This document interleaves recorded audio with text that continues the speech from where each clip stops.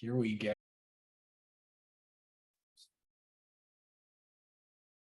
So this is good, Timmy. We don't have to worry about switching screens. We don't. Not when we don't have a theme song. Cassandra hasn't come up with the theme song yet. So, Oh, I thought we were putting Adam and Dale in charge of that. well, Yeah, you notice they're not here. So, All I can do is make beep beep noises and snap and clap. That's all you're gonna get. first rule of giving an artist a task to do is they just won't show up. So, Adam said he was coming. Yeah. Oh, good. Well, me and John were just sitting here and we were thinking it was just me and John at like 5:59 and we're thinking this is going to be the episode. the only episode of the Drawing Hive. I literally like slid into the room 10 seconds before you went live. Well, we're not doing a theme song this week. We don't want to confuse people with the old song. We'll bring it back. There's a whole bunch of people here too. So so let's kick this off. John was saying we'll bring the old song back. We'll do it every March to remind us why this started. Yeah, and then to remind us why we changed the name and got a new theme song. Let's just play the old theme song. Hey everybody, welcome. I'm looking forward to tonight. Tonight should be a lot of fun. I'm in the room so far with Cassandra Loomis-Kim and Timmy Trebon. Cassandra, thank you for being here. Looking forward to a fun night tonight. We're doing a really, really fun topic. And I'm gonna bounce to the HBO.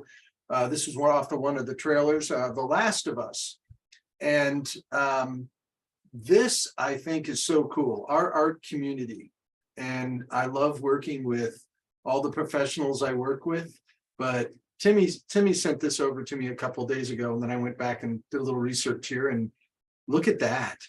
Such a cool piece. There's a piece that Catherine Lamb did that ran in the New Yorker. And Catherine teaches with us. Catherine was also a student at the Illustration Academy and a big part of our online delivery. So yeah, excellent work. I just think it's so cool to tie it all together. Very, very cool. So tonight, first pose is Pedro Pascal as Joel.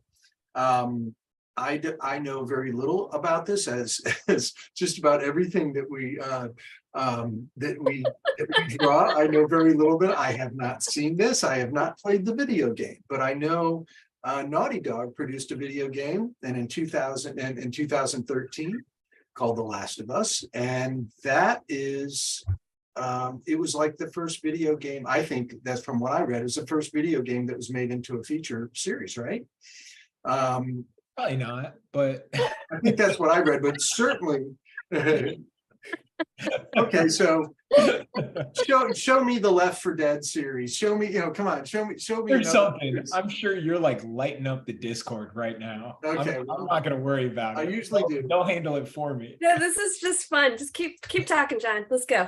But I'm just going to grab little snippets of what I was reading about, and one of the things I took away was it's the biggest production that was ever done in Alberta for a television series. So I thought that was cool, and Cassandra and Timmy can tell you much more about the narrative behind this. But I know Joel was a father, and I know that it had to do with the pursuit of a apocalyptic story of Joel going across the country with his daughter. I love it. I love that our listeners are like, let's get a synopsis from a guy who doesn't know anything about it. Hey, but we're drawing it tonight. I was proud of you for knowing it was the game first. So I think you're doing good. You're doing good in my book. Instructions. We got a lot of new drawers with us tonight. So let's explain how this works. All right, so tonight, as always, we're going to be doing 3 poses. The first 2 poses are 20-minute poses. I will tell you what I do have an expertise is picking the reference and finding things that are fun to draw with good lighting. This is excellent lighting. It's in between. Well, it's actually pretty much short loop light. And I won't get into the details, but this is a really nice explanation of light explaining form on a human head. And so it makes it fun to draw. This is another one with great lighting. And so this will be our second 20-minute pose. Our third pose is a longer pose. It's a 40-minute pose that you can either draw Bella here, or you could draw both Bella and Anna in this one. I thought it would be fun to, I notice a lot of times we get in, we're doing a lot of portrait work in here. I like drawing portraits, and I think it's one of the best training grounds for drawing, for practicing your drawing, your push up and sit up of drawing, because getting likeness is difficult. And you got to have some drawing chops to do it. So I like that we do a lot of likeness, but here's an opportunity to draw, I mean, a couple of really nice figures. Great lighting, the shadows create really solid solidified shapes in these photographs, and should be fun to draw. So at the end of it, or in between poses, Timmy will always suggest, post your work to #DrawingHive on Instagram. And then at the end of the night, we'll go through and look at all the posts that Timmy will go through and scan through all the posts. And it's like watching fireworks. We'll ooh and ah and talk about and look at all the different creative directions people went. So thank you all for joining us tonight. And I'm looking forward to drawing. And here's your first pose. So Timmy, we don't have to, I don't know, should I just stop sharing and just go to our main screen? I got it. Just okay. The one thing I want to remind everybody is this is our first night. We are not using #illustration isolation. It's just #DrawingHive. So we're not going to be scoping out the other old tag. We're starting fresh. There's only like 10 posts. We went from having like 20,000 drawings to 10. So we're starting fresh. So I think we'll get it back up there.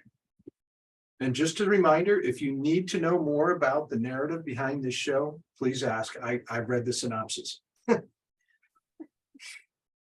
I'll let Cassandra handle it.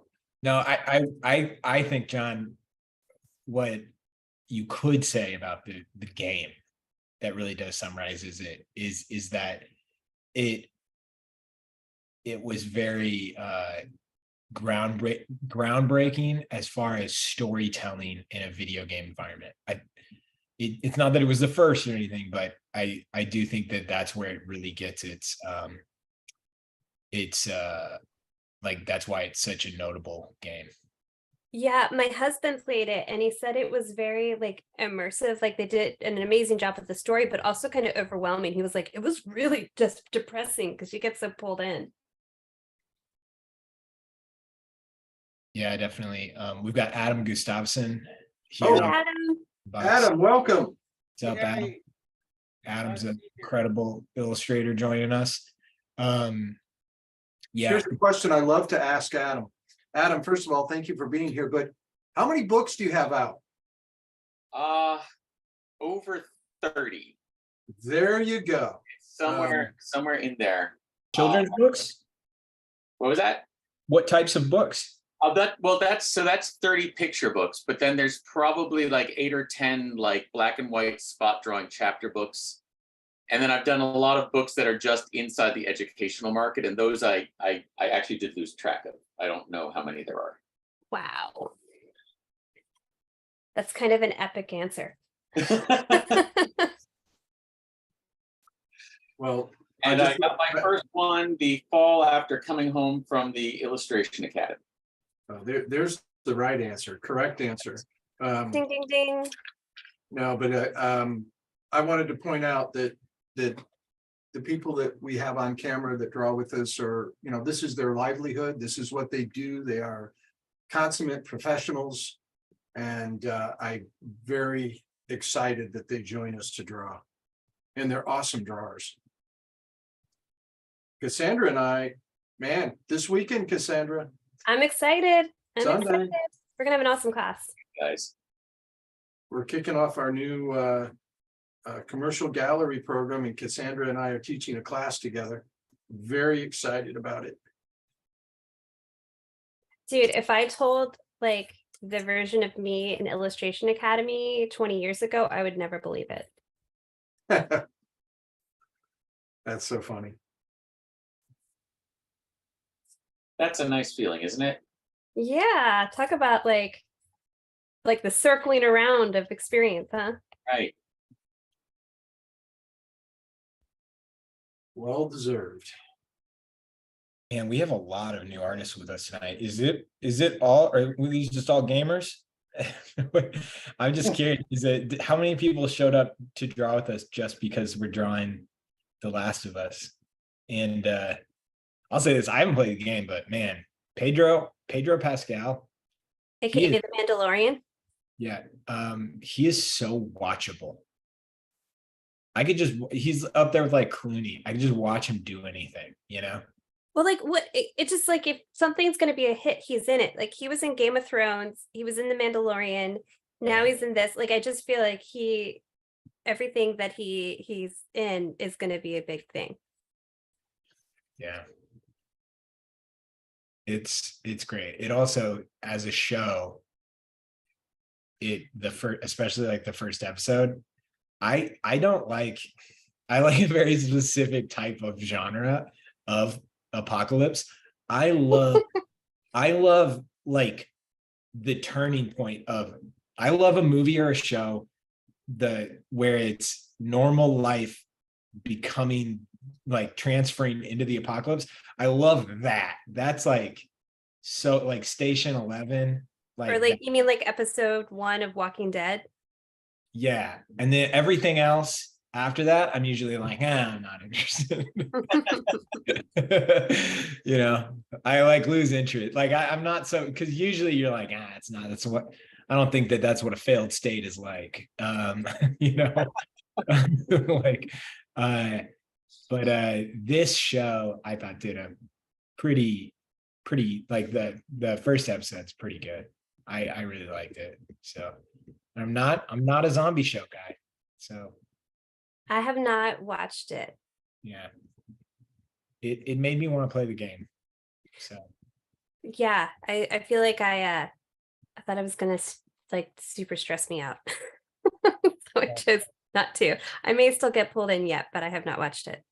my little brother he's has a kid that's a little over a year old, or probably close to 2 years now. And my little brother has resigned to the fact that he's never going to play his Xbox again. And he gave it to me.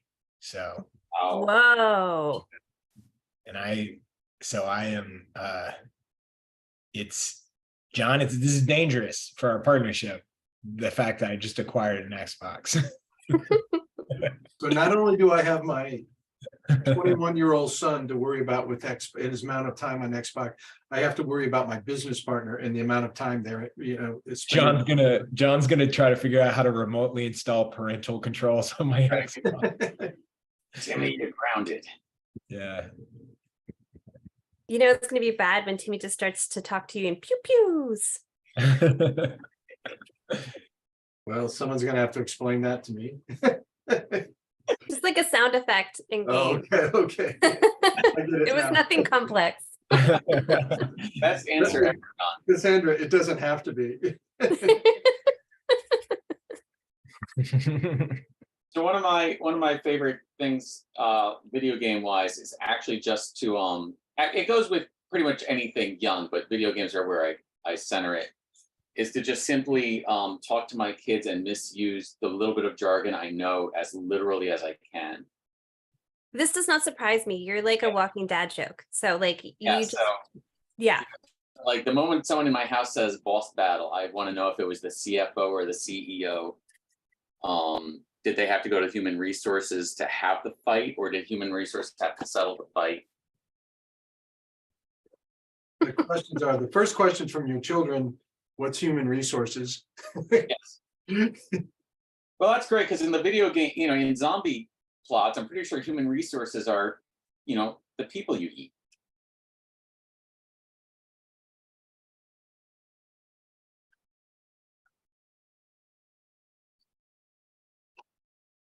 I know that joke works twice because I don't play video games and I don't have a job. Oh man, I've got my soundboard and I had a laugh track and everything, but I didn't have it ready. Sorry, Adam. I thought it was gonna be like I had the laugh track and everything, but that just wasn't funny, Adam. No, I've got crickets too, but yeah. Oh man, I had a laugh track. and Obviously, I'll just forever be entertained. So yeah. Man, I mean, to be totally honest, soundboards are hard. Oh, I believe it because it's all about knowing the exact keys and timing. Oh, you gotta know the timing, and you know what? Oh man, the perfect moment to play that soundboard. Somebody always steps on it, and you're like, oh. And then you don't get to hear my like Dumb and Dumber sound bite. Yeah. Oh, I want to hear the Dumb and Dumber soundbite right now because I just want to know what. Oh, you know, I'll see. No, I'm gonna use it. Wait for it. Because I have so many quotes I can think of, like, so there's still a chance. No, it's not that one. That would be a good one though. So everybody working with their usual materials tonight? Kind of. I won't speak for everybody, but I'll speak for me. I just drew this in Conti crayon. Oh, It that looks doesn't- cool. It doesn't move around as much as the charcoal and stuff I use, and then I'm gonna go back into it. I just picked up a Carbithella pencil. And we'll probably go back in and push some darks a little bit.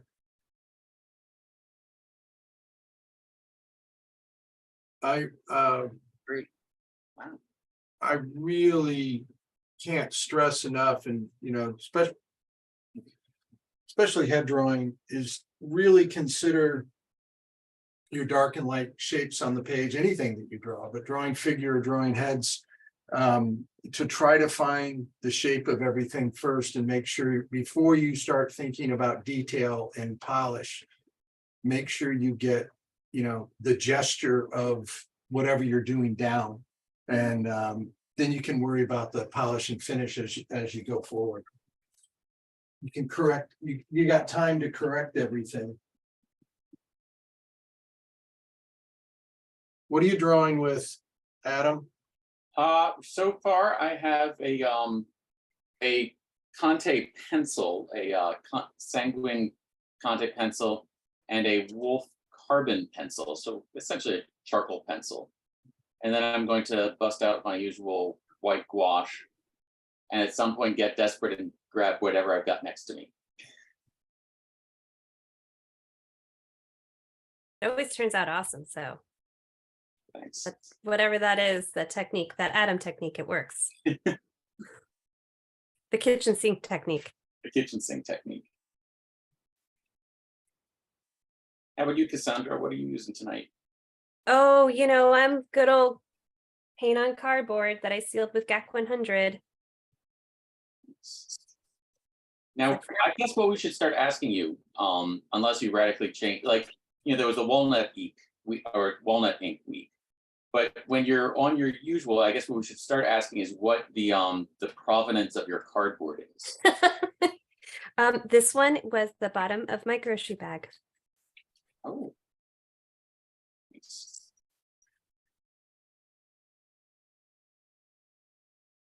The cool part, Adam, about getting Cassandra to teach with us, we're paying her in art supplies. So she doesn't know that Gonna yet. class up the joint for me, huh? Right. No, we're just gonna send you cardboard boxes. I was gonna say, and you're just gonna send me your trash can, or That's right. A lot of them might say Trayvon on them because we know a place that has a lot of cardboard boxes.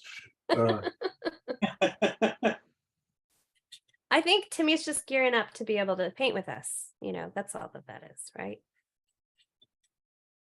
I had a dream. Have enough of the right supplies. I downloaded Procreate on my iPad for my Ooh. nephew to play around with it. And then I decided I didn't want him to use the screen around me. But I played around with it for like 2 minutes and I was like, yeah, no. I was like, nah, I'm gonna see if I can get a refund on this. Yeah. I'm trying to compete to be the fun uncle. Mhm. I'll be totally honest, it's been extremely easy. Yeah, a lot of it involves things that have extra sugar in it or make noise, and then boom, you're the favorite. And Yeah. if you're the thing that can make noise, even better. It's true. Timmy, later on, things that are sharp are really good too. Well, I was just gonna, I was actually deciding whether or not to say this, but I was like, for his like Christmas present, I got him, this is hilarious. It was a joke. I got him a laser pointer. And they're like, you can't give a 2-year-old a laser pointer. And I was like, I get it. I know. I will use it around him and he'll associate it. You know, it's like, I'm going to watch it for him. I'm gonna hold on to it for him until he's of laser pointer age. So when he gets his master's degree and he's teaching a philosophy class. Yeah. Oh my God. Laser pointers had a real heyday when I was in grade school. Yeah. And it was like the second I got it, I was like in our kitchen and I was like, Gianna, you could see it like 800 yards from the house. She's like, you are such a child.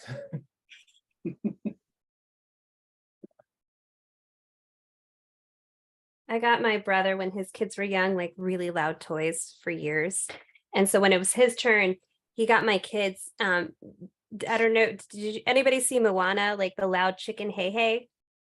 No. There was this robotic chicken you could buy that sounded just like hey hey from Moana, and it just like makes this super loud "Bakak," and it terrified my daughters. So it like completely backfired because they wanted nothing to do with it and screamed in terror whenever it was tried to use. So my brother was still mad because he wanted to give us the loud toy that would make us crazy for what I as like a comeback, but Yeah. it was just so great. It didn't work. Yeah, I'm spoiling him with toys. Do it. It's your right. I got Teddy a present. My brother's like, why? It's like not present time. Yeah. They asked me to get him like one of those like projectors of like a solar system. Hmm.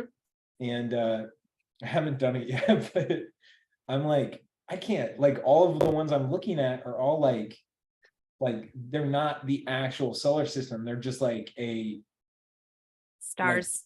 they're just like stars, but it's not like actual like astral projections, right? Hmm.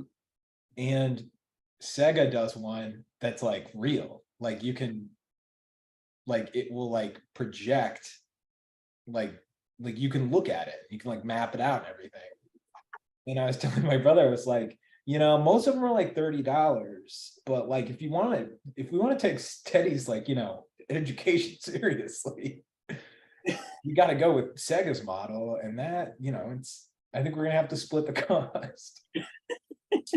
Yeah, it's like it's not cheap. Yeah, so if anybody has any art questions, I do want to reiterate, you can ask them. You can ask in the Q&A or on Discord. And if I've missed one, just ask it again. And then if I miss it a second time, it means I'm ignoring your question. Here's a question for you, Cassandra. What will you use to paint the dark silhouette? Like as you're drawing, do you use the same medium or material, or what's your strategy there?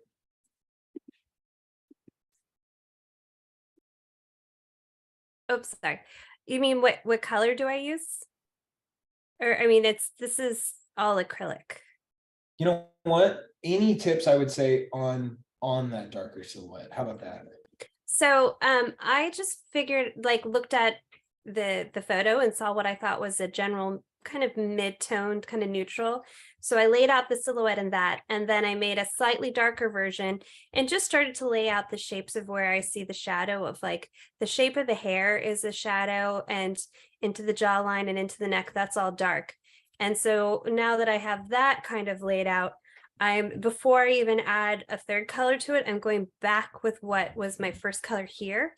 And I'm just kind of picking out some of the spots I'm seeing more light again, to kind of clarify where things should be before I add another color, which will then be a darker dark. I'll go in and try to emphasize like the shadow in the eye sockets a little bit more and the darkness of the hairline. And so I'm just slowly building things up, but kind of, taking it on bit by bit, but just starting with all of the shapes that I'm seeing for light. So like I see kind of this triangular shape here under the nose, and there's a little circle spot here, the light that falls up here. So that's just kind of how I'm looking at it and taking it on. Does anyone have any tips on drawing noses? Because this is a good one for a nose question, right?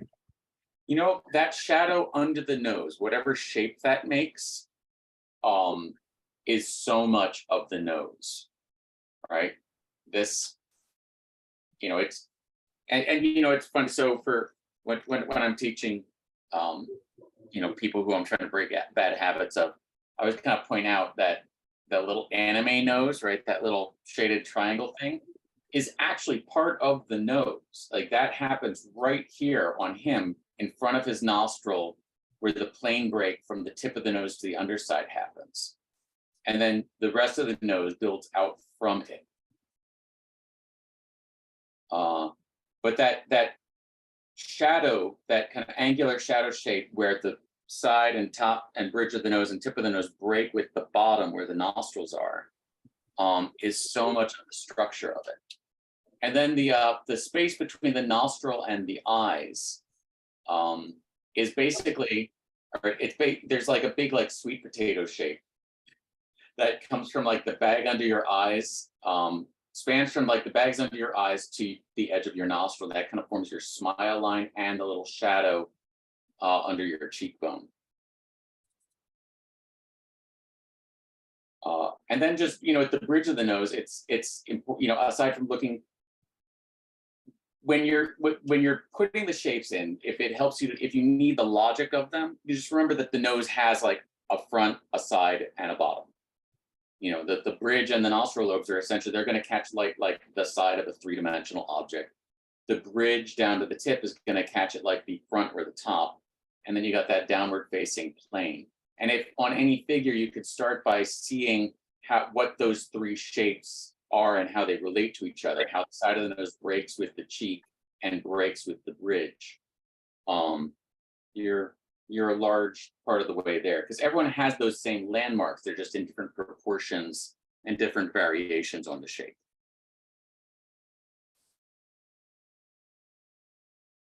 I would add to that, Adam, is that when I'm thinking about, once I figured out the proportion of the nose and shape of the nostril and all that, I look at the nose as being very dimensional, especially the most dimensional thing on your face.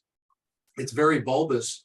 And I even take, whatever material I'm using, you can see what I'm doing right now is I'm drawing around to create form. Mm-hmm. And I'm drawing around things that are developing, and it's building the form that I need to make it as dimensional as it is. I agree with everything you said, but I'm always trying to simplify as much as I can, and then go back and try to figure out what are the things that are really making this object what it is. How is the light affecting it? That's great advice. Mm-hmm.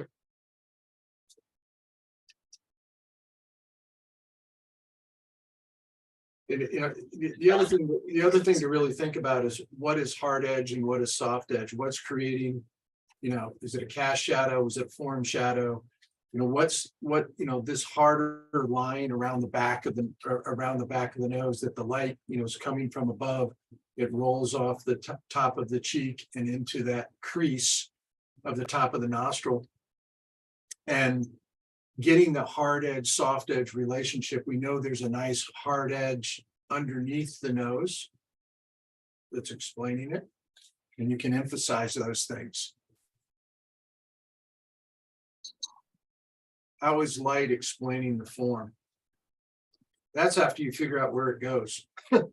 Right.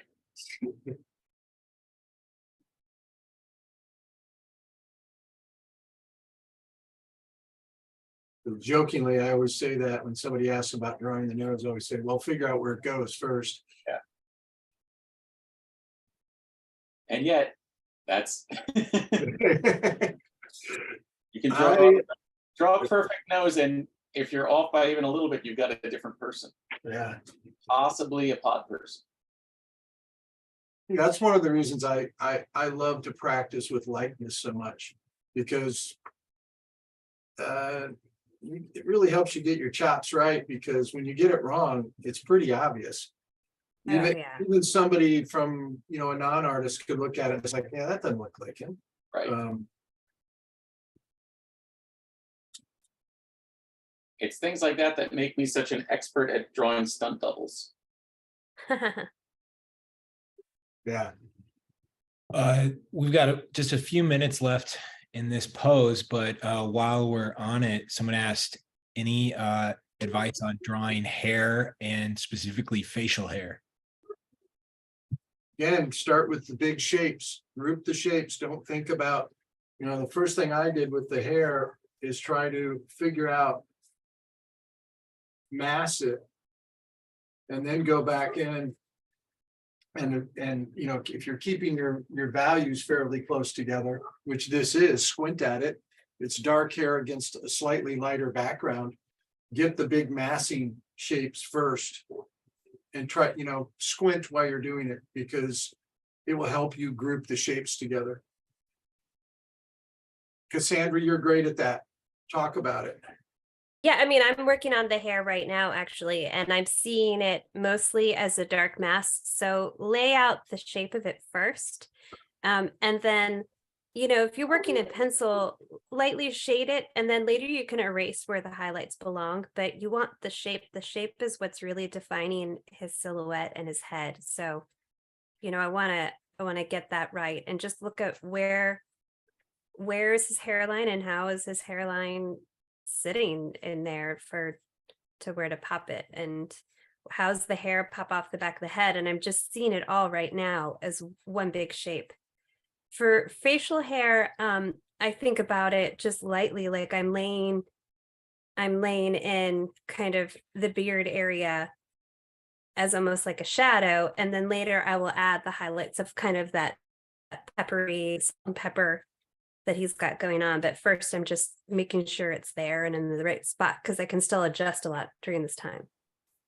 But I'm still not on my darkest darks, so I'm using the same shadow tone to play up the neck, because the neck is really not that much lighter than the hair.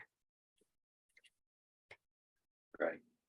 On that note, let's move on to the second photo reference, which is on the website, or it's in the email you got. So pose number 2, please post your first drawing to Instagram. Tonight we are doing hashtag drawing hive tonight and every night going forward forever. Hashtag drawing hive Forever and ever. Please post it there. Yeah, post it now. Don't wait till the end. You probably won't have enough time. And we really want to see the art. It's really cool. We've got a ton of people here tonight, so maybe we should just always draw The Last of Us. No, I think we should. I think clearly the audience is telling us we should do. This is the first week. You know, there's only one episode out. We should do a finale episode too, because clearly the people want more Pedro Pascal. So I have a question for you guys, because I've noticed a trend that there are like an infinite number of questions that an artist can ask about how to do something. Mm-hmm. But it seems so often that the solution usually boils down to like 5 different types of answers. Yep. I guess this is a multi-part question. First of all, as an educator, does that get frustrating? And then like, yeah, I guess that's my question, is like, at a certain point, are you like, come on, it's like these 5 things. Don't overthink, because I understand like why like a person just, they want a solution they like want the answer to not be what the answer is. Does that make sense? Yeah. Mhm. I don't know. Well, it's a lot of this is just like demonstrating thousands and thousands of hours of practicing skill of doing push-ups and sit-ups. You know, there's formulaic ways to think about drawing that I've applied. You know, I've practiced drawing noses and eyes by themselves. But really, you know, I want to think about just reacting and doing something, trying to do a good drawing at this point, trying to do something that's exciting, something that's interesting, that's well designed, that's got some interest to it. Doesn't always happen, especially in here, because it's, you know, you feel like you're under the gun. But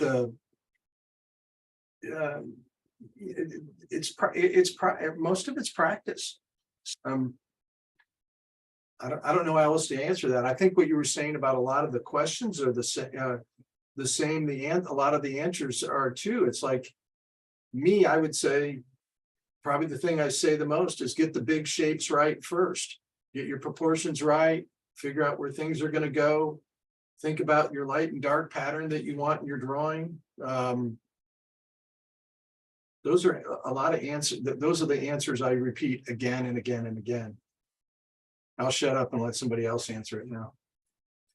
No, I think you have the most teaching experience here. Like, I think that you should give that answer right away. I personally don't get tired of it either, because it took a while for me to understand it all. So I needed to hear it over and over again. And then also, you know, we're getting so many wonderful new people here. So yeah, if they're asking the same question that I've heard before, I'm happy to answer it, because I've kind of figured some of it out, and I'm Yeah. happy to share some of that too. Oh, and I want to say I didn't mean that as like dogging on people. No. I didn't think it came across that way. Yeah. I just have noticed it because I've seen so many people ask questions, and the questions always seem, you know, sometimes they're the same question I've heard before, but oftentimes I'm like, oh wow, I've never like thought of that as a problem to solve. But then the answer comes along, and you're like, oh wow, it's just the same answer. You know, which that's a lot of things in life. Right? Yeah. Well, Right. also, I think you want you want to hope that there could be an easier equation, and sometimes we just have to hear that there isn't. Yeah. Practice. Yeah.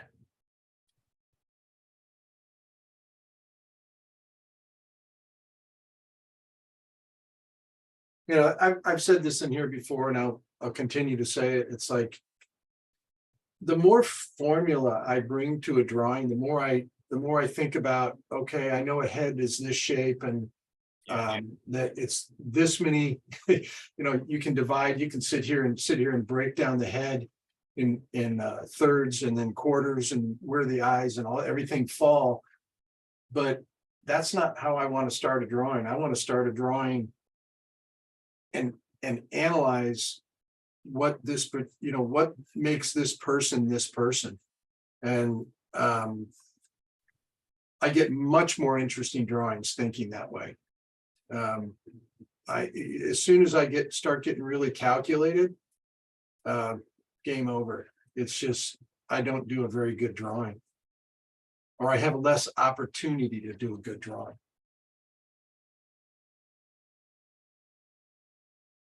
Yeah. Yeah. Totally agree. Yeah, and all those like proportions and measurements are like, you know, one of the things they're good for in a way is, you know, they're sort of like a mental benchmark for kind of going through and figure out, you know, right, those might be what makes one person different from another, like the exceptions to those rules.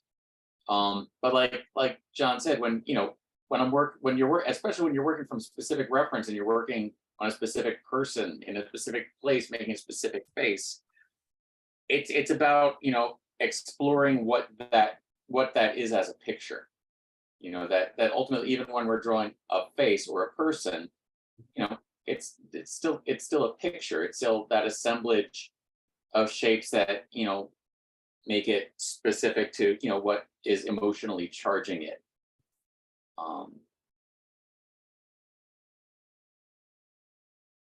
And so I say, I don't know if it sounded like I was agreeing. I said that as an agreement that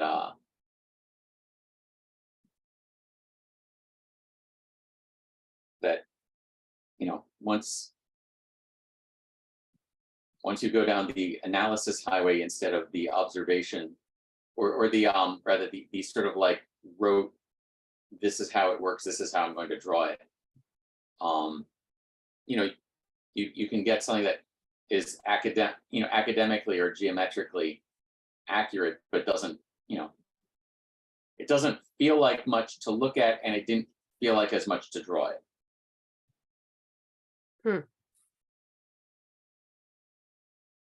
I said that while drawing, so I don't know if it made any sense. It made a lot of sense. Mm-hmm. Again, I bring more controllable tools in towards the end, but I want to start for excitement and texture and mark making. I want to start with things. I mean, that's mostly what I'm drawing with. And, you know, it's not going to afford me a tremendous amount of control. I've become pretty facile with it just by practicing it, but it's that out of control. That's why I choose the materials I choose at times, because I can't control them that well. They make interesting marks and they do things, you know, that excite me, that I see on the page, the material and the textures and the mark making.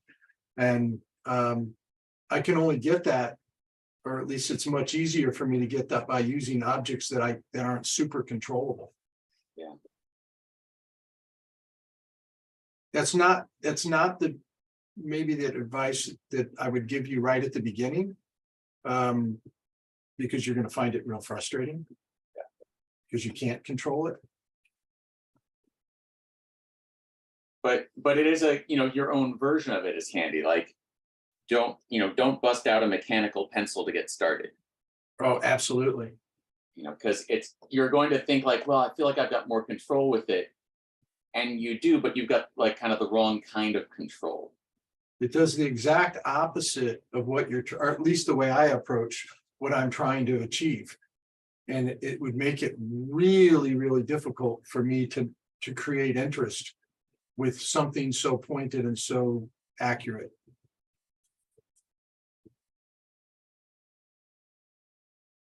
And it does help too on some level, that having the thing you don't have a ton of control of. What you do have is these kind of blunt instruments are they've got a certain amount of like innate charm to them. Like a brush is going to make brush marks. The flat of pastel is going to make these big unmistakable shapes. And as you sort of like work to harness them, your drawing becomes like a partnership between you and this like bucking bronco of art making supplies. Sterling Hunley, I was the first person I used this term, and I thought it was so great. He goes, what I'm doing in starting a painting, he said, is I'm starting with chaos, and then I'm trying to control the chaos on the page. And I think that's a wonderful way to look at it. Mm-hmm. If you don't know who Sterling is, look him up. He's a great illustrator, great artist. He's done some stuff. Yeah.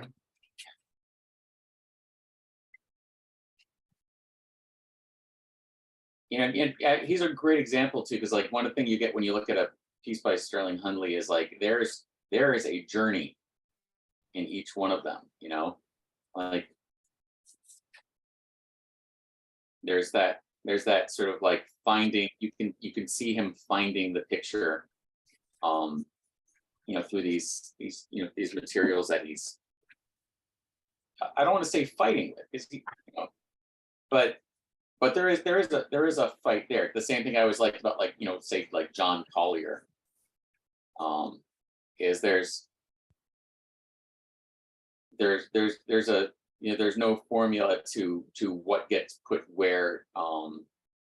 It's just Well, he's not afraid to, he uses the struggle, let's put it that Right, way. yes. Yeah, that's what I was gonna say. But it's almost as if he intentionally challenges himself to see what he gets from that. Yeah, And that was a really, really important lesson to me, watching John, watching him do demos, because I didn't, until I saw him work live, I didn't realize how much struggle and how important it was to him. I watched him do a demo one day where he just completely bombed, and he turned and he apologized to everybody and he said, I'm really sorry, I've ruined this. And then he just turned the page over and just killed it, just did an unbelievable image on the other side. But seeing that struggle and seeing him go through it and what he went through to get there was really, really important to me. yeah, It was like the right time in my life and career that I saw it, and it was like somebody that I was just thought was one of the, that this stuff just flowed out of him, mhm, and realized it was like painful to watch him work. right. How much agony he kind of went through doing it. Yeah, watching him do that was actually life-changing for me. That was like, Oh, that's right. You were Yeah. witness at some, well, it happened twice, but I know you were there for one of them. That's pretty cool. yeah, it was, yeah, it was it was an amazing experience, and I'm eternally grateful for him to him for making that sacrifice for all of us who sat there and gawked while it happened. Was it the portrait of Cassandra Stork that he was doing, or was it Anita? I think it must have been Cassandra Stewart. He did Anita, well, let me think. Stork. It was a is her student, last name. I think actually it was a student named, what was her name? Oh, The same year he did the Anita. portrait. not Cassandra. Sarah? What's her name? Sarah? And the last name was Stork. Okay, yes, that sounds right. Tanya Stork. Okay. She actually married another Academy student that she met there named Kevin Bremer. Huh, How about that? that's a good meet cute. Yeah.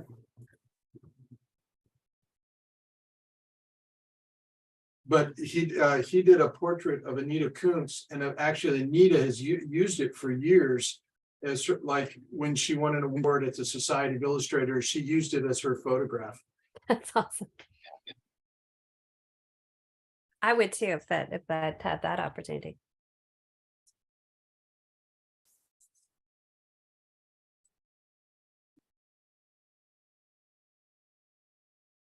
Here's another question. Any tips on setting up color value? I'm assuming in reference to pose number 2, but probably anything. Well, I'm going to ask, Adams knows a lot about color, and I would not put those two words together. I would call it local color, local value. But I would always think about value first before I think about color. And I'll let Adam, I'll shut up and let Adam deal with that. He knows a lot about color. And I should add, since we got so many new artists with us, I know everybody's at different levels. Maybe the most elementary explanation, if that makes sense. Mm-hmm. Yeah, what John said is where I would have gone right to, which is the idea that, value is king. Like how light or dark your color is essential. That comes before what the color is. The one thing that I would advise in thinking about, say, your dark colors, if you're working on, from this reference in color, it's a lot of subdued tones. Work with a chromatic dark, like not black from the tube, but a black mixed from complements.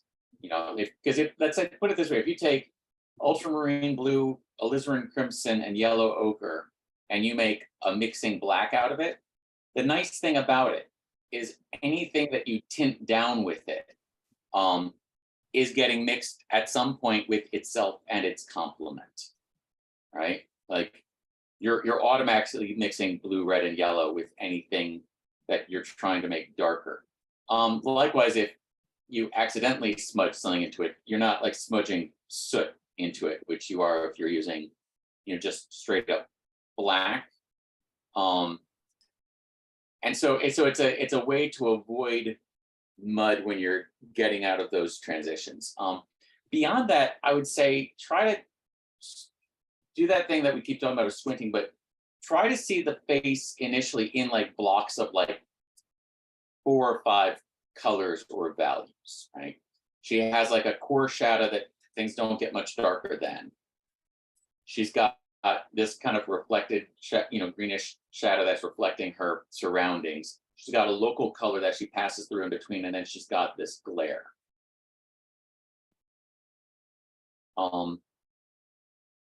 So don't overthink the subtleties that happen in the transitions to those. Look for the big shapes that have jobs to do. That mid-tone has a job to do. That dark shape has a job to do.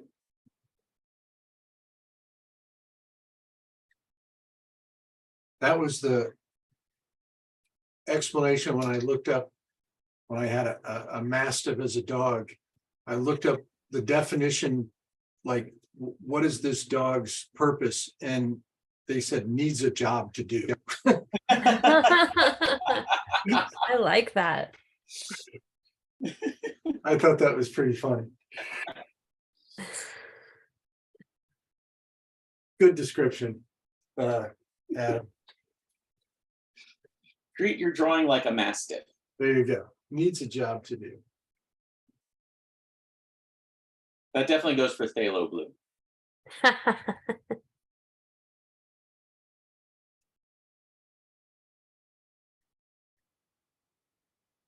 Yeah, it's one of the things I tell people to think about. Like, think about your artwork, like when you're analyzing your artwork and you're assessing your work. Think about it like a checklist, like a pilot that's about to get into a plane, and look at your work. And the first thing I would always look at is, my composition of my shapes on my page and my value structure.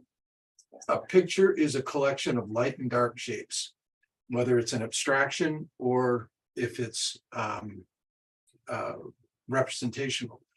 And that's how we see things, dark against light and light against dark. And look at the organization of your picture first, then worry about the detail. And then, like, if I was thinking about color, it would be like towards the bottom of the list, unless it was just really bad color I was using. Unless I just obviously made a huge mistake with it.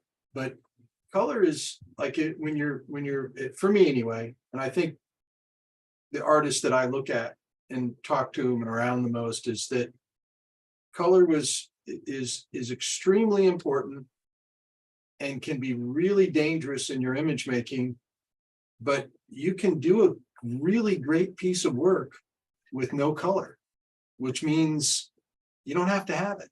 And my father used to say, I have more pieces that I've ruined with bad color, but I've never saved a piece with great color, meaning it's not as important as you think it is.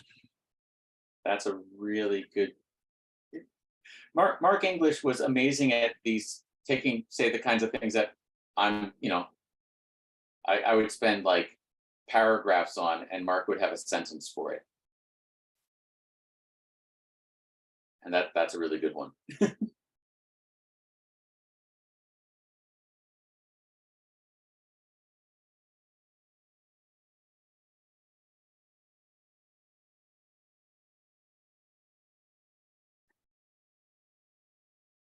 So here's a fun update.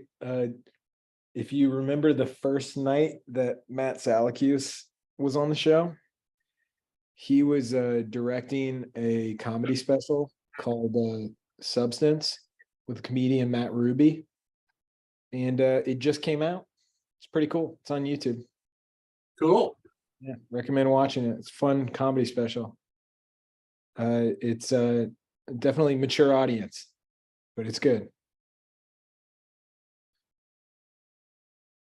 The premise of it is, I would say, mature. Yeah, so don't show it at the 10-year-old's birthday party. Yeah. Yeah. As you can imagine, it's called substance.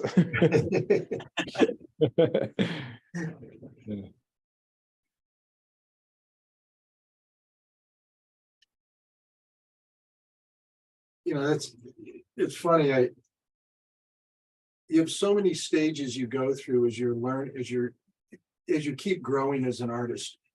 And again, I apologize to the audience for bringing my father up a lot, but he was a huge influence on me, and he was just an amazing artist and great explainer of what he did. And he went so many directions with his work, but he was always trying to develop himself further. And I think that that's really, really important to think about as you're learning and you're doing artwork, is that, I think everybody, Cassandra and Adam, myself, we practice like learning to copy something for a long time. And we all got good at it. Again, it's maybe not the best drawing I've ever done, but it looks like the guy, Pedro. And as you progress, you're going to be looking for different things. You're going to be trying to develop different aspects of your drawing. Now my biggest concern in my drawing, am I doing drawings that I like? Am I doing drawings that aren't just about representing, does it look like the individual, copying it? Is it an interesting drawing? Is it a good design? Am I editing it? Am I leaving things undone in places? Is there a crudeness to it? Is there a real polish to it? I mean, there's different things that you deal with at different times. And I want everybody to know it's a lifelong journey. It's something when we were doing the academy, and my dad was in his early 80s, and the guy could really draw. He would come and practice drawing with us. Mm-hmm. And I just think that that's, just a great example of just, it's a lifelong, event, and something that you'll continue to get better at. Hopefully. Yeah, I know it was Mark was just so inspiring in the fact that, like, you hear him talk after already having a lifetime of amazing art experiences, and he's still excited about discovering stuff, and he's excited about seeing other people's good art. Like, that excitement and that passion after a lifetime of painting, like, that is always inspiring and encouraging and wonderful to be around. So yeah, I always love hearing your dad's quotes and just those experiences, because they're amazing, and that's it's what I hope to be like. I idealize that. That's amazing. Yeah, my again, he and I were very close, and obviously I miss him as anybody would, a parent or a close friend, and but I do think about him a lot. And I also thought, he had just an amazing life. He got to live a long time and experience a lot. He had great life experience, great success. But the thing I take away so much is that he was doing exactly what he wanted to do. And I think that's a great lesson for any artist, is, that's the payoff. That's your retirement. You're better at it when you're older than you are younger. Very different. It's like, it's where at a certain point, as your body digresses as an athlete, if you practice getting so good at something, artists just keep going. They just keep getting better at it. And I just think that's a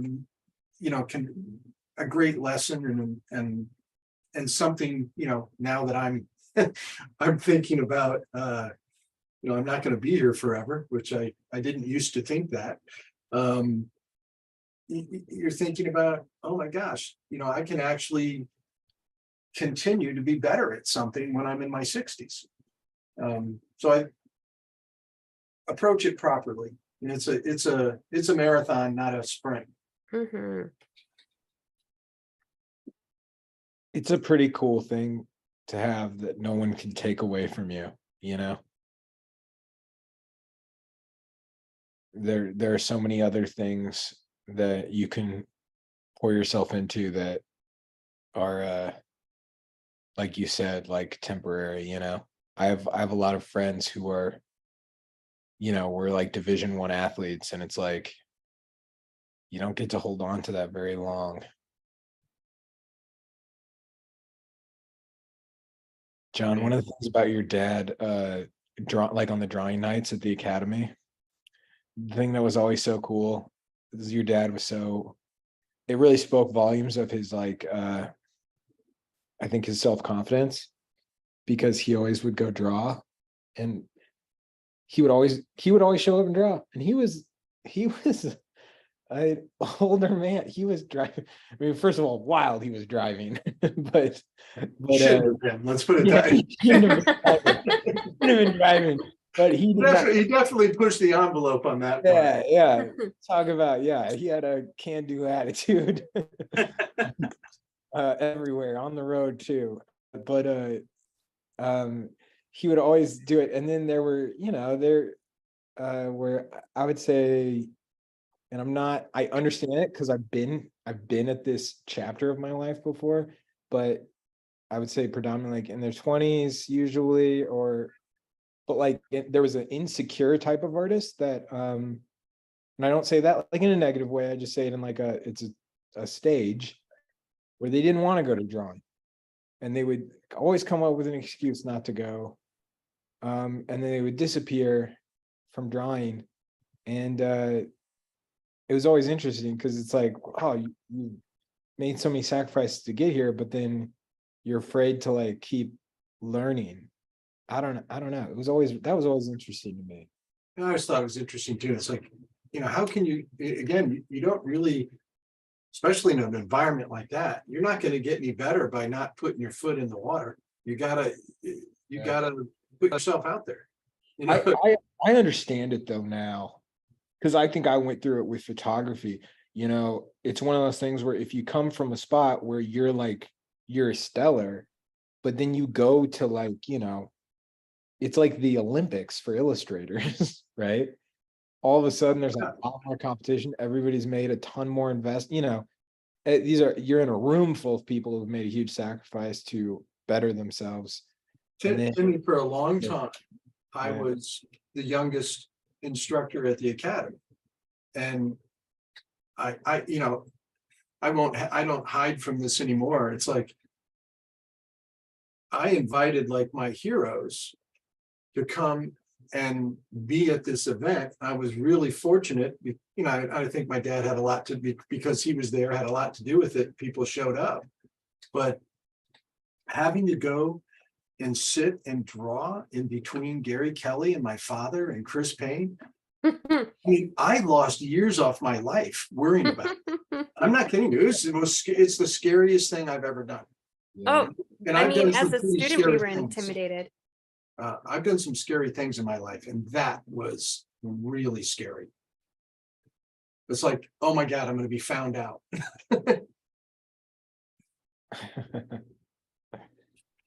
And at times I was.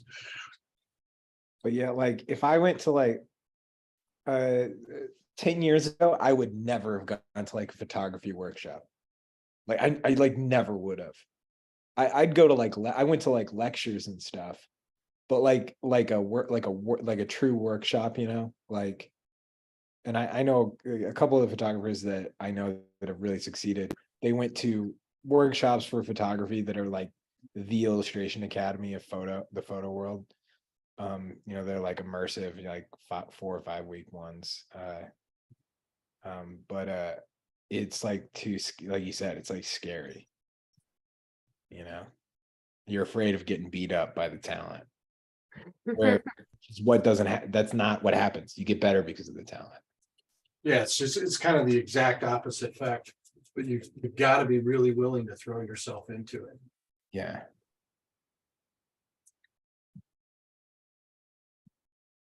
There we go.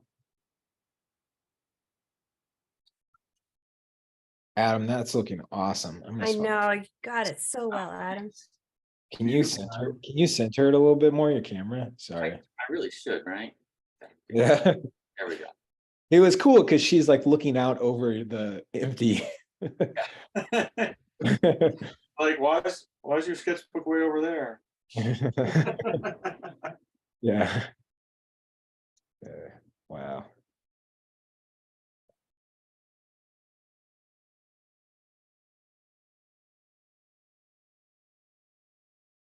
I'm propelled by fear at all times. Propelled. Well, yeah, I mean, Adam, you get what I'm saying about how frightened I was at times. It's nice to hear you say that, because I didn't guess that at the time, but I was 21 and terrified. Yeah, that's what I was gonna say. I did not notice that at all in you, John, because I was too busy being like completely intimidated by the art gods all standing up there drawing. Well, I felt obligated to be better than I was. And when I started the academy, I was 33. So yeah. But you were already good. It's not like you were like faking it. Well, there's things I didn't do near as well as things I do a lot better now that I didn't do that well then. One of them is what we're doing right now, to be able to sit down and get a likeness real quickly. Yeah. On that And like note, I said, there's good, and then there's hanging out drawing next to Gary Kelly good. Yeah. I mean, hey, as I was gonna say it's time to move on to the third pose, everybody. This is our third and final pose. You can draw, you'll notice there are two images left. You can draw either one, you could draw both, but usually people choose the one they like the most and they put 40 minutes in. So we'll do this all the way up to like 7:50. So, or whatever time it is, the 10 minutes to the end of the hour. So please post your works to Instagram right now with hashtag Drawing Hive and @VisualArtsPassage. We're going to check out the work at the end of the night. And also we need you guys to post like 20,000 more images. So hurry up. I'm going to change my camera again. Hold on. Playing catch up. So I just hung my last drawing on my wall. It's wall worthy. It gets to go up on the wall. Oh, that's awesome. Awesome. My favorite still is the Bette Midler there. Yeah, I bet so, right. Oh boy. Okay.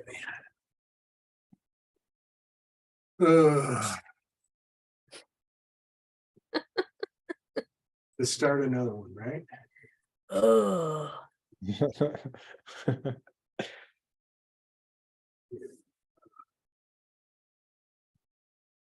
That's how I can tell it's a portfolio review week is when I call That's John. exactly what I was thinking. And I go, hey, how's it going? And it's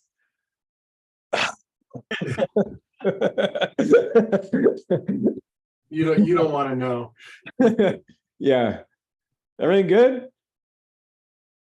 I guess. It's just, it's not because they're bad. It's just because it's exhausting. It's like, It's a lot. how many people do you speak with in a day? Depending on the day, it's a lot.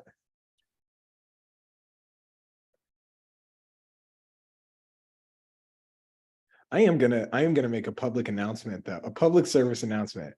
If you book a review with an artist, Show up. show up. I don't care if it's an online meeting. Don't be a no-show. It's not a good look. That's not cool. Yeah, don't be a no-show. And don't think that we don't have a list of people.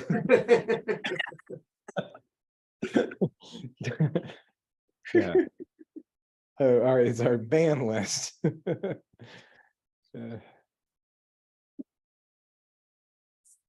Ugh. I'm sorry, John. Did you get many? I had a lot of reviews the last couple of weeks. I only had one bad day where it's like I had 7 reviews booked, and 4 of them didn't show up. Oh my gosh, I'm so sorry. And John's just so John's just kind of like a Zoom concierge. Mm.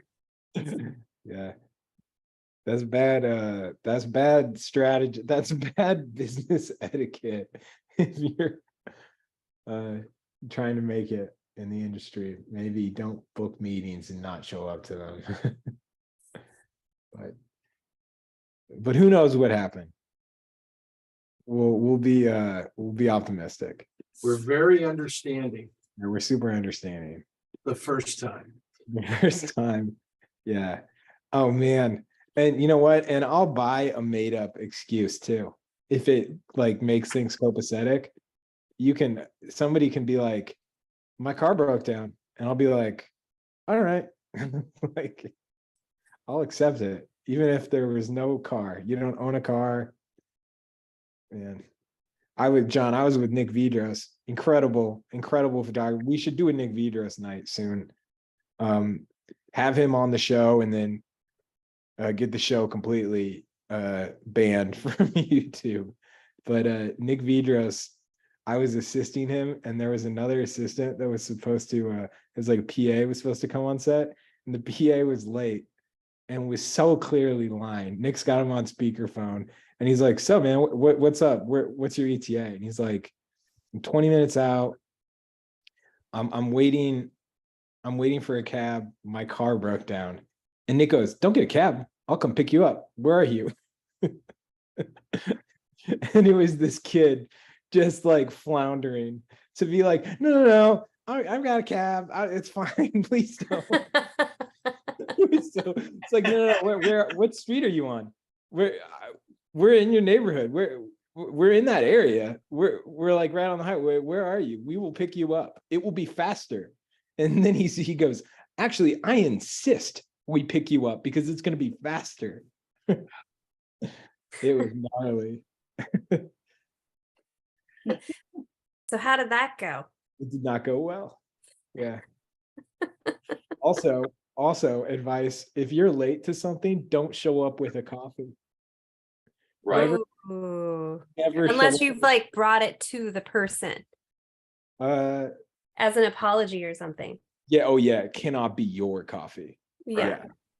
Yeah. But I'll be totally honest. If I waiting on somebody is like one of my biggest pet peeves. And if I waited and the person showed up and they had a coffee and they were like, this is my like peace offering, I'd be like, so you made me wait an extra 15 so you could get the coffee? Oh, see, coffee would work on me and be like, all right, better Okay. be a good coffee. Yeah, because then that's a long wait for them to be like, this is so bad, it's worth me stopping to get a coffee. Yeah. But no, yeah, I've witnessed that happen in real time, and that's pretty, that's pretty gnarly. So the best excuse I used to tell students that like, I think I was meaner when I started, I'd be like if you miss class, or if you're late, like I need a doctor's note or tears. I think I said. And I didn't really mean it, but what I wound up doing was amending it to be like, all right, like there are some stories that I'm not going to check out. They're just too good. And you win. So there's this, and I'm sure this girl was telling the truth.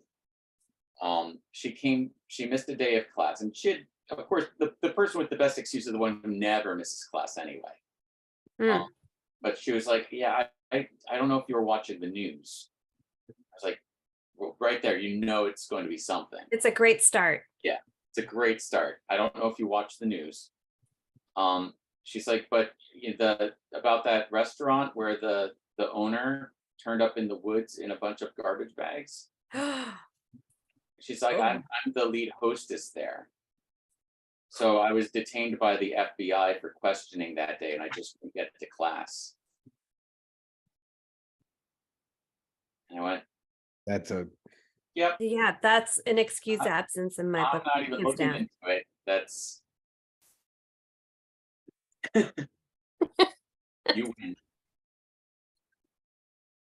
Oh my God, no, to make that one up, that'd be insane, Adam. You Right can't. now, I don't think she. I'm sure she was telling the truth, Yeah. Oof. but even if she wasn't, yes. Yeah. Yeah. Deadlines, submitting work on a deadline, because I was an English major, so I had a lot of stuff that was, it's just like the time's not there, I'm going to be late. And none of the old school things that I did, I mean, they're old school now. You guys would think they're very contemporary solutions, which is like you submit a Word file that's broken. Oh, Yeah. Skip Lipke used to tell us techniques for this. Yeah, you buy yourself some time. You buy yourself some time with that. I remember I told my dad that. My dad was like, "Don't you have that paper due tomorrow?" And I was like, "Oh yeah, I got it. I got game. I got I got that song. I bought myself, it was a Friday. I bought myself a whole weekend, like so that I'll have that on Monday." And my dad goes, "Oh, I used to do a similar thing with checks." Oh my gosh. Oh my gosh. He's like, "Yeah, you just crumple them up enough." It was, I had an illustration professor who used to, if he was running late, he would just send an empty FedEx box. what? And they invariably, the client would call him and be like, yeah, where's the art? And you're like, what? You mean it's not in there? Let me look around. Oh, geez, it's right here. Hang on, let me take care of that for you. That doesn't seem like a solution to the problem. That's an illustrator nobody knows, I promise you That's that. right. He's not famous. Wait, no, you know what would happen in that scenario? That guy, the next time that guy's name is brought up at that like agency or whatever, they'd be like, "How about you hire that guy?" And you go, "You mean the guy that sent us the empty box?" That's right. Twice. Yeah. I think I told the story on here that I did a project. I was so petrified of losing this client, and I just bombed the piece. I had been awake for 2 days trying to solve this problem and do a nice piece for this guy.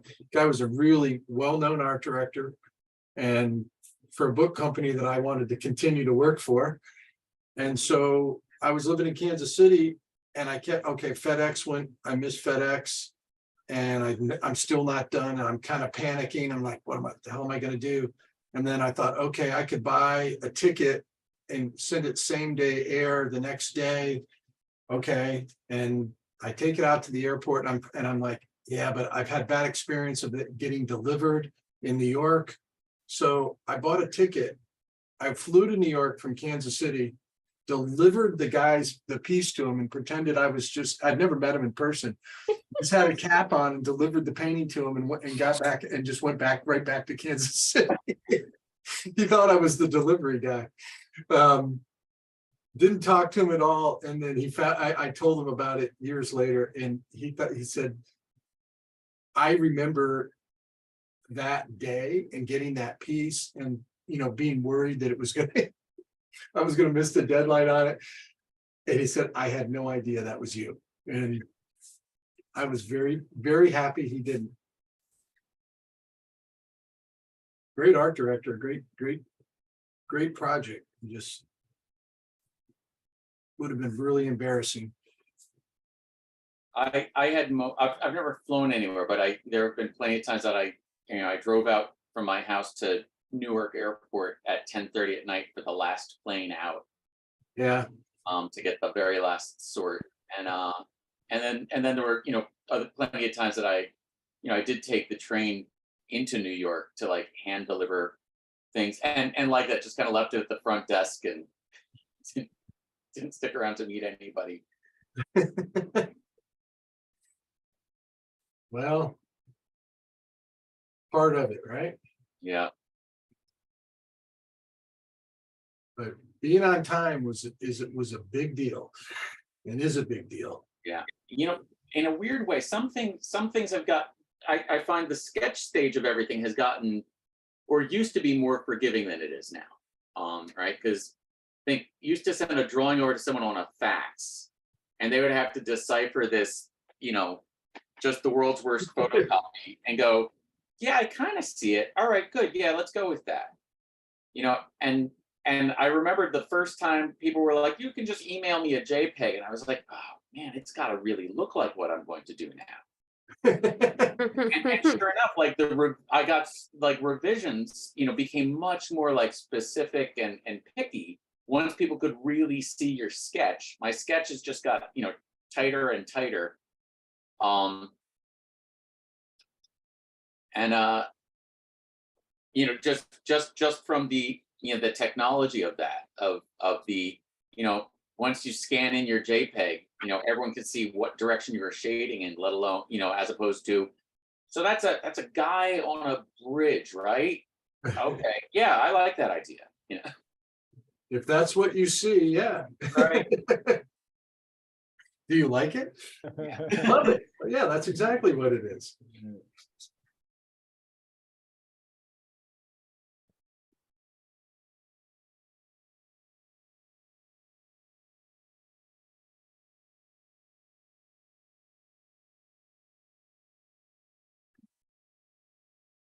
But the other thing that happens, with deadlines now too is, that didn't happen in the FedEx days, is deadlines are, sometimes they're the day, a lot of times they're the hour. There are deadlines that are like, hey, so we're having a cover pitch meeting at 2:00 on Tuesday. Can we get the art by 11? Adam, as an illustrator, I never had to, it was never that precise. For me, it was like end of day Thursday, that's where we need to, well, I guess the Newsweek stuff I did, 10 a.m. Friday morning, gotta be there. Right. Yeah, and they were, but if you think about it too, they're like, a lot of times it was like the deadline was situated around what the FedEx deliveries were, right? Like, right. We would have the like, hey, is it the 7:30? Do you need it at the 7:30 delivery? And they're always like, no, the 10:00 is fine, or no, afternoon is all right. Yeah, the deadline centered around when the art director is not, the day is determined on his calendar. Right. Not always on the printing cycle. And and that's where you could buy more days sometimes.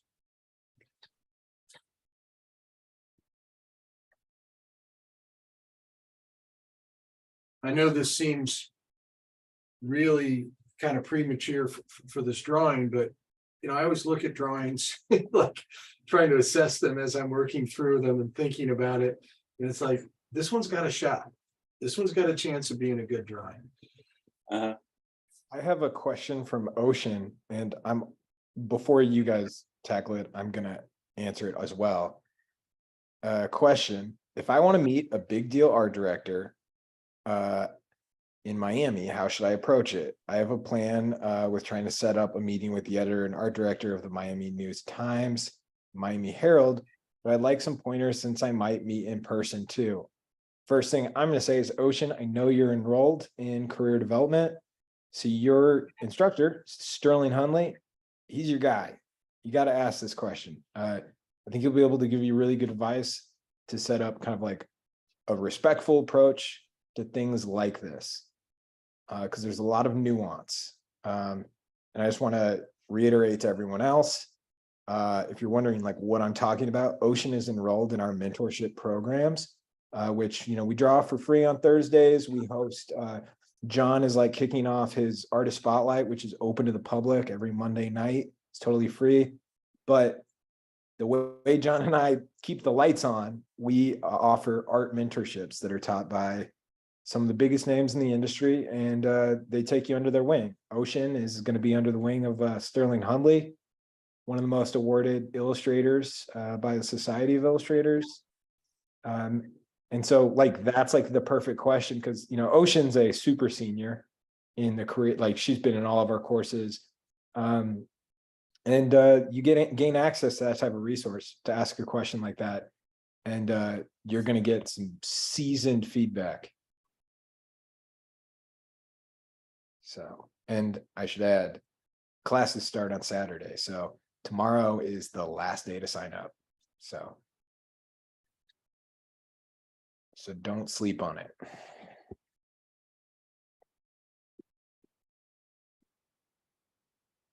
You know, the one funny thing about art directors is they're always worth looking up. Like go to their LinkedIn and track down interviews with them. Find out anyone they've talked to. Invariably, you'll get a feel for like it's like even like whether or not they like meeting people, you know, and how they, you know, you get a sense for like how they respond. Just because it's as you know, in this particular day and age, everyone has like a kind of a different style of dealing with people. You know, I will say this with LinkedIn. If you're be careful with how frequently you go to an art director's page, because they're gonna see. Oh, that's right. Yeah. Yeah, and so so pump the brakes, Ocean. Yes, right. Yeah, I just want to say that unless you have a premium account, and that's assuming, yeah, a lot of people I know that that their careers revolve around networking do pay for premium like LinkedIn. Mhm. And that gives you access to a lot of information about the people visiting your page. So don't stalk an art director, Ocean. Yeah. But okay, so at the very then, another way to do it is to, but Google interviews with them.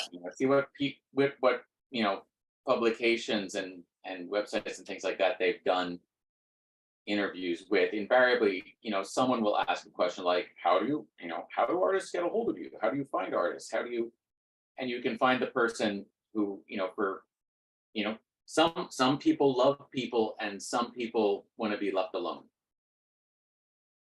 In the same way that I found out the hard way, a number of years ago that, some art directors like being emailed samples with queries, and some still think it's the most private way to get a hold of them in the middle of their work day.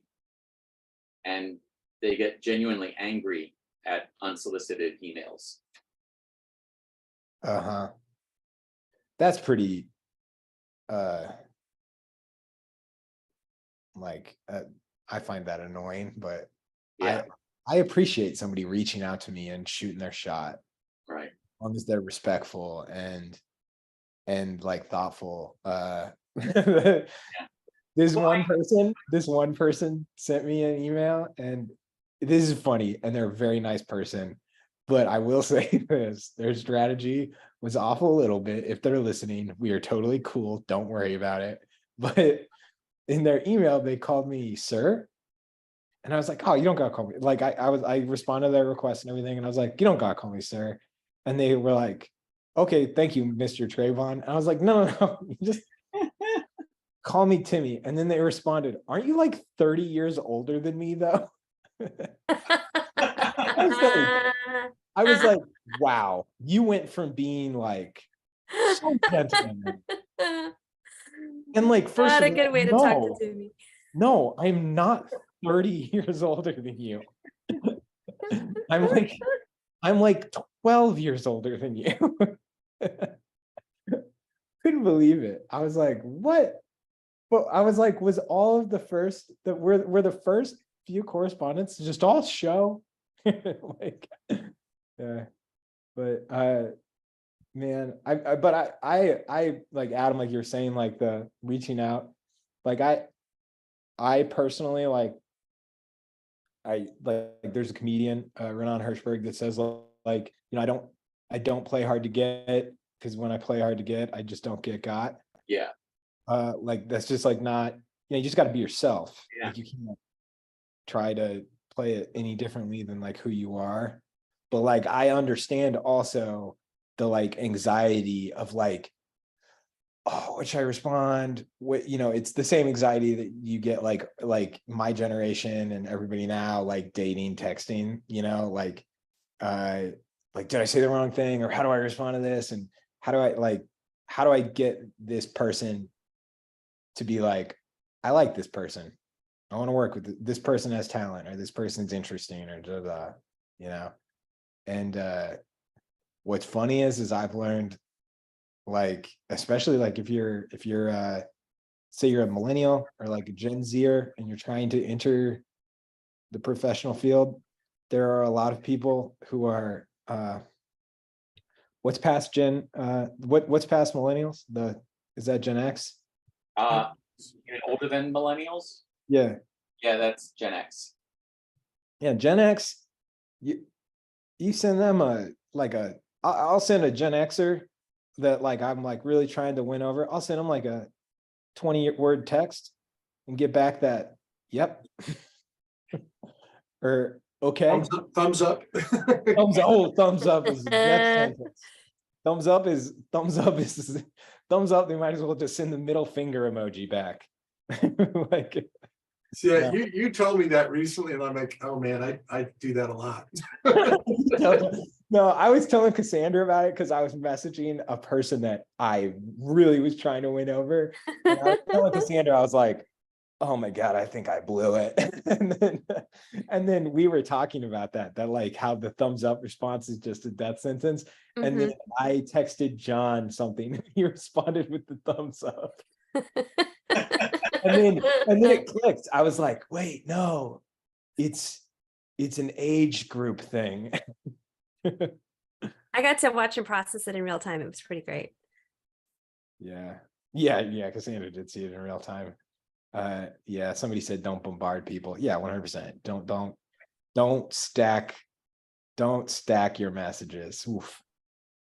Give people time. Things take time. It's crazy.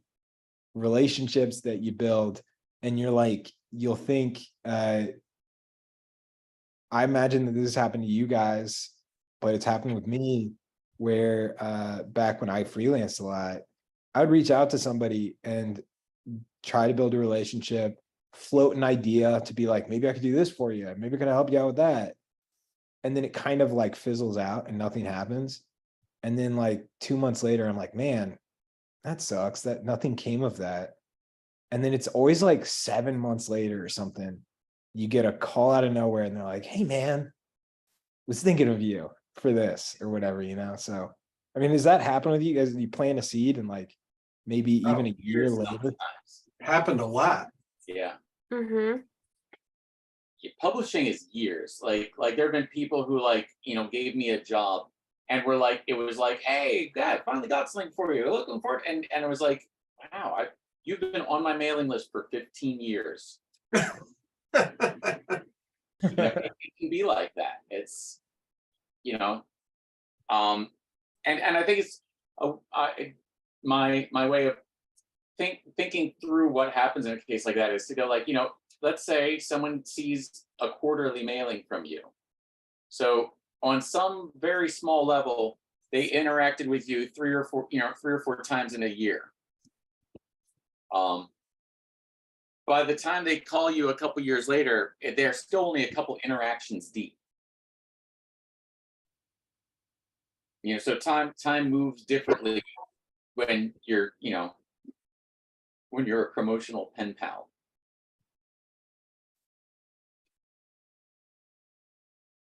Yeah. I talk with my buddy Christopher about my childhood buddy Christopher about this all the time, where I'm like, oh, man, I don't know, like, because he works with a lot of clients as well. He works with a lot of people in tech, and we're always like, people can smell desperation. Mm-hmm. And I think a lot of people can be turned off by it. But then there's also a part of me that's just like, well, you got to be yourself within reason, Yeah. Yeah. Now, if yourself is being obsessive and stalking a person, don't be yourself. Right. I always come back to this. I remember reading this advice column in a guitar magazine when I was a teenager, and it was like, making the audition. And the one part that I remembered was just be yourself, unless you're actually just a complete jerk, and then really try to be someone else. someone just quoted me saying, rule number 1, don't be yourself. Yeah.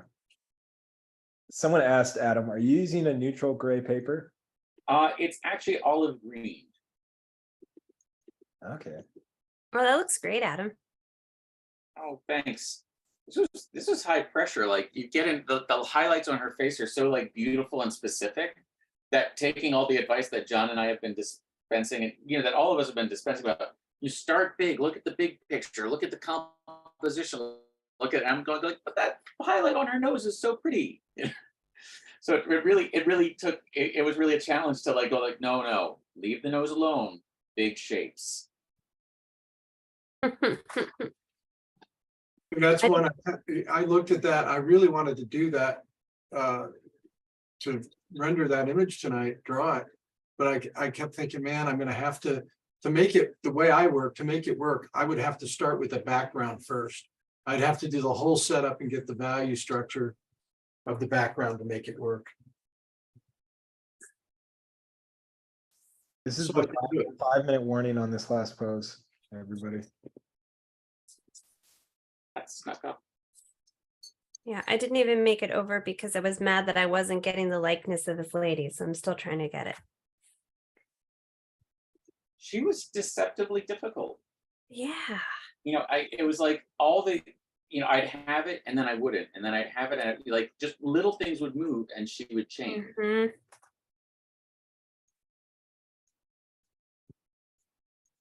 I should have just let it go and move on, but I didn't. Like sort of stop, find that moment where it actually looks like her and just go, all right, that's it. That's enough. Whenever that happens, I just get cocky. Well, if I could make it look like her, it's not going to change if I keep ruining it.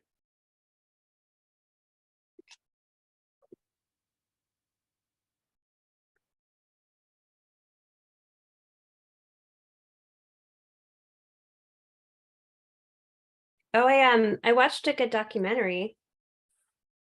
Oh, what? It's on Amazon Prime and it's called Wildcat. Oh, I saw that. That's on my list. So what's really cool about this, I don't know her, but she's actually my cousin's cousin. So she's my aunt is my mom's sister, but her husband's sister's daughter. Okay, that's, yeah. All right. So, like Sure. my cousin's cousin. And so I knew that she was down in Peru doing this, but it was just wild to watch a documentary after my cousin telling me all about her. Really? But it was really well done. It's really well done, even if you don't know her or somehow randomly connected by no other thing than random family things. But I thought it was really well done, and I thought it was a beautiful story of like people trying to make small changes for positive difference. Really, it looked very very beautiful. Like it was. Oh, it's very beautiful, and like they're telling a real story. It's really centered around the guy Harry, who has PTSD from the war, and he's just trying to figure out how to kind of rebuild his life after coming back, and he's hoping that this can help. I mean, I just thought it was a very complex, beautiful story that they told, and I think it's worth watching. Is it kind of a nature doc in a way? Yeah, I mean, it's a nature doc, and it's about these people, and it's about the animals there. It's but it's mostly about there hasn't been an ocelot kitten that's been found that has been able to be properly released. Really? Back into the wild. And so they're trying to raise an ocelot kitten and teach it how to be wild. Wow. And they're just like in the middle of like the Peruvian Amazon. And so that in itself is insane because they're really like casual and comfortable with their living. But when you think about like the way that they're living, like that's really hard. And it's amazing that they just seem so comfortable with it. And they just kind of will point out animals that's around them. And it's just like, I don't know if I could handle that, but it's amazing to watch how they're doing it. So am I getting this right? There are correct me if I'm wrong, there are no wild ocelots. No, no, no. It's not that there's no wild ocelots. There's never been, like, there's a lot of logging and illegal logging happening in the Peruvian Amazon. So, like, knocking trees over, like, the mother ocelot may get killed and they found a kitten and the loggers have a kitten. And before it gets into the illegal trade, it got to them and they were rescuing this ocelot kitten. And then they had to teach it how to grow up and how to be wild, and that has been never have been done.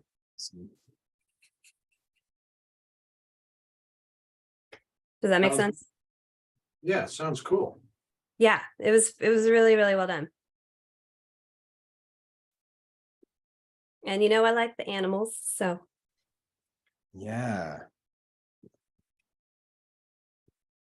it's like the where they're living and the way they're living, it's like the equivalent of Naked and Afraid, but they get clothes and they choose to do it and they live it all the time. I was gonna say, and it's not based around idiots that just want to be famous. Yeah, it's like they're just trying to they're doing something amazing. Focused on interesting people with interesting purposes. Yeah, like Samantha, my cousin's cousin, like in the film, like she's actively also trying to get her doctorate. Wow.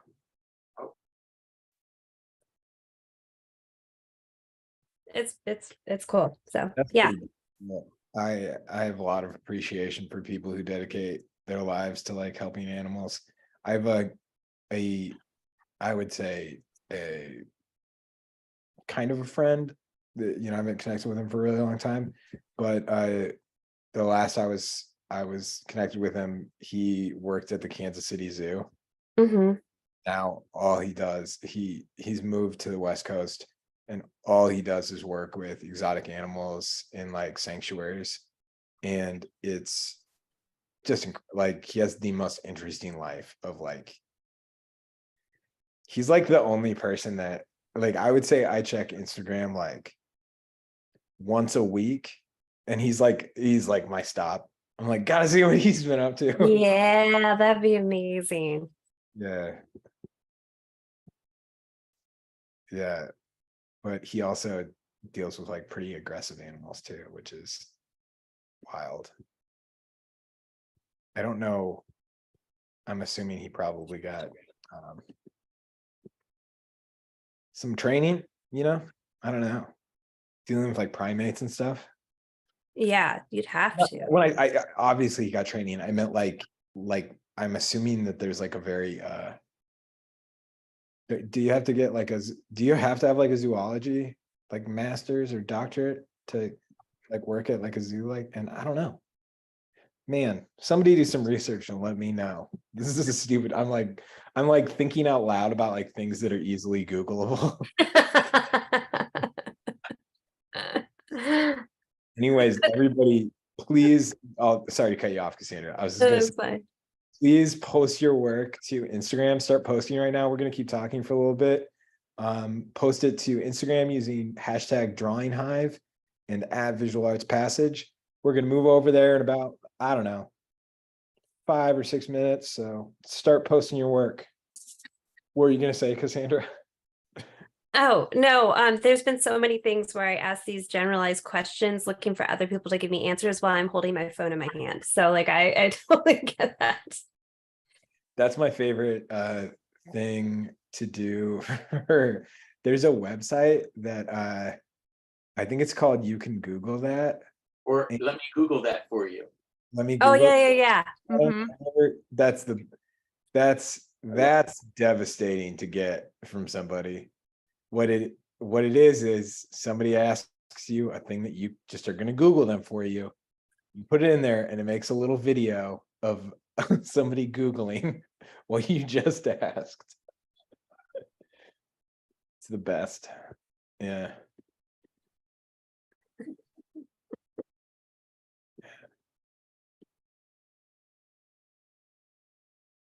And you can walk away feeling good about yourself and know so smart. Yeah.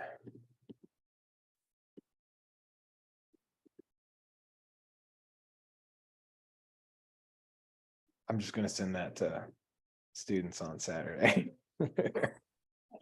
I'm just kidding. Or like mentors. More so mentors. Yeah, if I get a message from a mentor on Saturday that's, hey, don't know how to get. No, me and Dale have I think that it's like how it's almost like it's no longer like a error, Dale Stefanos. It's no longer like a technical support thing. It's kind of like the equivalent of like, when you send a ship out for its first voyage, you like break a bottle of champagne on it. Mhm. At the beginning of every semester, that's what Dale does, but he just goes, my Zoom link's not working. And then that's how I know the semester's off. That's how I know the semester's starting. That's Dale breaking the champagne bottle on the boat.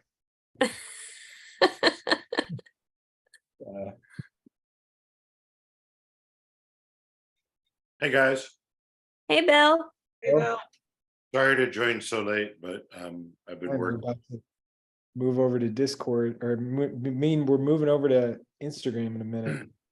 That's why I showed up, because I thought it'd be nice to see what everybody's done. Anyways, wow, look at those beautiful drawings you guys are doing.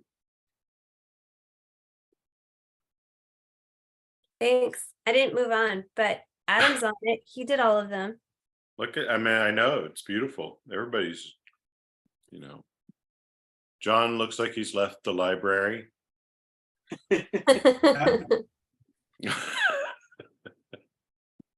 I traded in my tweed coat and my ascot to go back to the studio. And his snifter. He had a large snifter. I have my tweed jacket with the patches on the elbows. Yeah. Traded that in. A pipe that he would hold and gesticulate with the whole time while talking. If this were the 1960s or 1950s, that would be perfect for an art teacher or any kind of teacher. I was thinking, Bill, you would guess this. I was thinking about like Houseman in The Paper Chase. Oh my God, totally. Yes. Oh my God, didn't that make you afraid to go to college? No. Yeah, I went to college in I had a very different set of parameters when I went to college.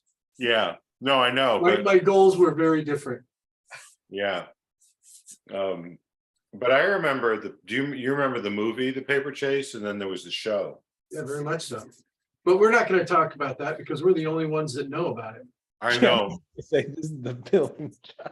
So the funny thing is like I made a reference to a class I taught last night, and I realized that I was the only one who got the reference, and I just felt really I old. was just gonna ask, did that come out before or right after Citizen Kane? Oh, Timmy, It came out before you were born. that was bad.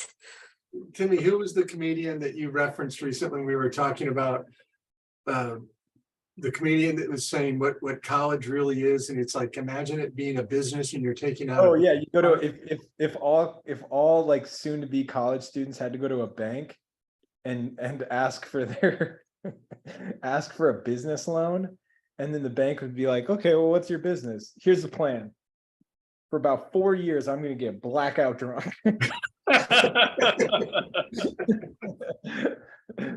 Yeah. That's it, basically. Yeah, that's it. And I'll pay you back when I'm done. Now, if you asked my father what my business model was when I went into college, that would have been it. Yeah. He was always, you're not serious enough. Yeah. Tragically, that's many. Yeah. But I can see that as any father that's reached a certain point in a profession whose son wants to go into the same profession, they're gonna kind of think that, It would, Bill, it wasn't kind of. No, very much so think that. Kind of had very little to do with it. No, but yeah. So is that pretty accurate? Yeah, one of my favorite conversations I ever had with him was trying to explain how I got a D in art history. Oh my God. My answer is great, and because I've told my son this, Yeah, I was dumb enough to sign up for a lecture hall class at 9 a.m. on a Monday morning. And all I did was go in and I went to class but I could not stay awake. Oh my God. And I thought it was going to be art history where I was going to be looking at, the impressionists and painters that I really liked. It was, I was learning about flying buttresses, and I was just like, Oh my God. I wasn't really dialed in, let's put it that way. I took an art history class where there was the book that was pretty in depth Jansen's. that I think was written by this one might have been, I don't know which book it was, but there was the book that was pretty intense. And then there were the slideshows, the presentations that were really, really intense. And there was a lot of information. And I wrote down everything, copious notes. When it came to the test at the end of the semester, I completely blanked. Like my mind was just like, I couldn't remember a single thing. Bill, that's the only thing I passed. Oh my God. That's what garnered me the D in the class. Oh my God. I'd never had that experience where I just completely blanked out all the information that I'd learned. Which is funny because now I think I've got a pretty good handle on art history, I was talking with Ray about that today, not your understanding. I was talking. We talk about you so much. Ray is I know. thorough. And I said, he's talking about this, asking me questions about this particular artist. And I said, Ray, you've confused me with the way you look at, like, when you see a book on an artist. I said, you actually read it. I just look at the pictures. Oh my God. I so look at the pictures. It only dawned on me, like, seriously, like 2 years ago that people read them. There's And only I felt one. so like chagrined. I was like, Oh my God. So I actually just got this book on Mary Cassatt, and it's a wonderful book. It's beautiful, but it's just too many words. I just want to look at the pictures. I'm very much with you on that, but it's like I look at the pictures, they're beautiful. I learn a lot from looking at the pictures. I think I get a lot out. Don't you feel like you actually get a lot out of it from looking at the pictures? Timmy, are you ready to go? Yeah, I'm trying to reel everybody in. Okay. No. Let's go. Anyways. Yeah. No. Ooh. Ooh, Carson. nice. Love it. Love the name. I know. I always get distracted by the names. One thing that did bug me was at the opening scene with Pedro, and it's supposed to be his birthday, and his daughter goes, "So you're 35 now." And it was like, what? He's supposed to be 35? This is insane. It was like, oh yeah, this 55-year-old playing. So Timmy, you're 33, is that right? 34. 34, sorry. oh, that's nice. Oh, that looks great, Alana. Wow. Wasn't there a mouse on his shoulder that I missed? This is great. Well, it's Elena. She's got to add a rat. Oh, that's true. I love it. That's Love it. great. I do appreciate that Oh, cool, Paul. I do appreciate like the seasoned drawers with us are still doing the illustration isolation. Mhm. Keep it so we own that hashtag. I don't want it to get Oh, Yeah, those are so cool. soon it will be just a Like, personal site for Chris Payne. He'll never Matthew, change. that's really nice. Yeah, that's that is. lovely. Chris Very doesn't nice. realize he's the only person at the party still. Very nice. Guys, where's everybody? Nice, Sienna. Oh, really nice. That's beautiful. Mhm. Sienna's in our painting class. That's Yay! awesome. That'll be awesome. Yeah, everybody, just a reminder, tomorrow is the last day to sign up. That's it. And classes start this weekend. We've got a killer lineup of stuff. You know, we got the commercial gallery program, and then we've got the program we've been running Ooh. for a long time, the illustration program. So Well, that's nice. Yeah. Good job. So Pedro Pascal, he's 47, I guess, I don't know. playing 35.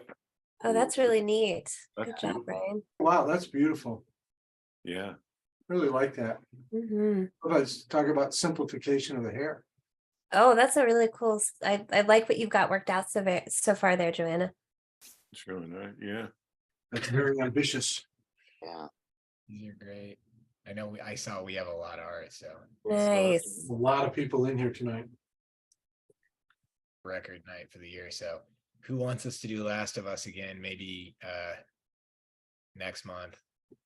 So I Uh, haven't seen The Last ooh, of Us. really Have you? nice. Yeah, let's just. Great job. That's really nice. We've already talked through the show, Bill. I got you. I'll look it up.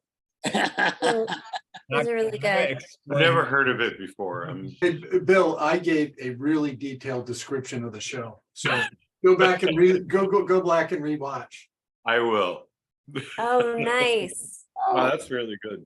Oh, that's cool too. Oh, really great. Good job. By the way, thank you everybody for like fully embracing the Drawing Hive name. I appreciate that. It's Who that- came up with the name Drawing Hive? Elena Tedman. Oh, Is that gouache? What did you do that in, Kevin? That's cool. The likeness is dead on. Great job, Jeff. Mm-hmm. Elena's Nice. got a really awesome, what did we go with? We got our print from the negative collection of Cher. That's Oh, awesome. very cool. Cher putting on makeup is what you chose. It's cool. By the way, I love the print that you sent me from the negative collection. That was totally unexpected. Which one did you get? The one with the lion and the nuns. Yeah, Pray for Us. Pray for us, yeah. But the funny thing is when I saw the print on the web, I was looking on my phone. I thought it was a horse. So when I got it, I was like, "Oh, I need new glasses." Sarah, that's really nice. Yeah. That's right. Yeah. Oh, I love that. Oh, Tom, that's cool. I Very love nice. those hatch lines. Like a Tom, zombie. Tom Shannon. Yeah, hey Tom. Hi. Yeah. Reminds Good me to of see you back here, Tom. it's like Ronald Searle doing adventure. That's cool. That's good. I get that out. I get that too, yeah. John, it's gonna be kind of the point where Good you and I are the only ones job. who are gonna get certain references. that's great, too. I'm realizing. Nice, Emma. Very nice, Emma. It's not gonna get to the point, Bill. We've already the We're shark. at that point. Yeah, we passed that point. yeah, the event horizon has occurred. Ooh, pretty. Wow, these are lovely. Ooh, that's really Nice, nice. Deidre.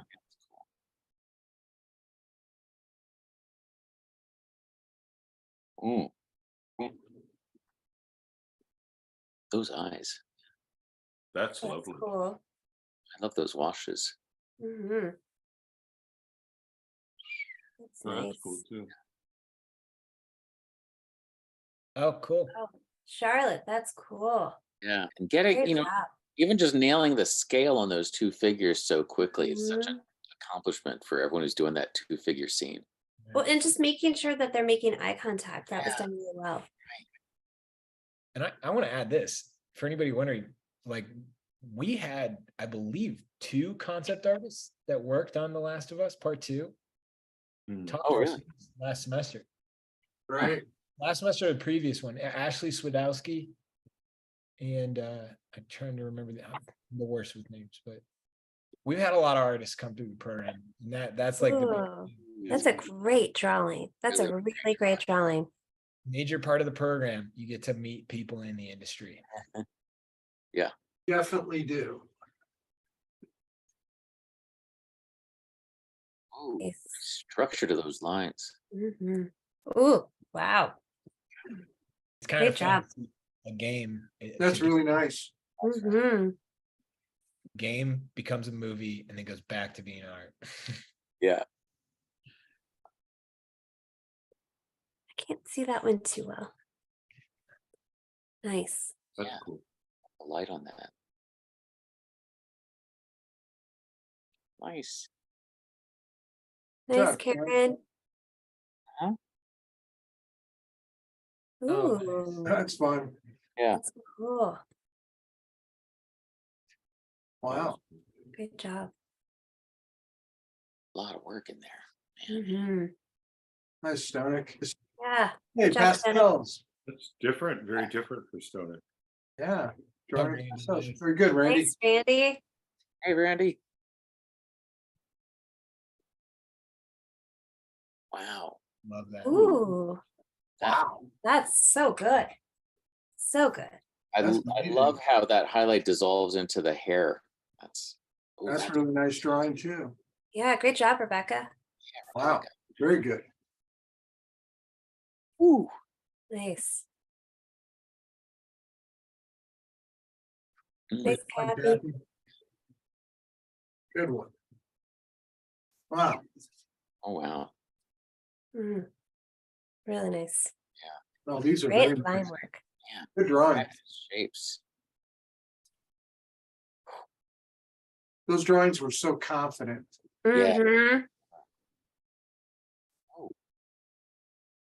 So is that. Oh, Gary. Dang, Gary. Of course, it's Gary. So good. There is a typo though.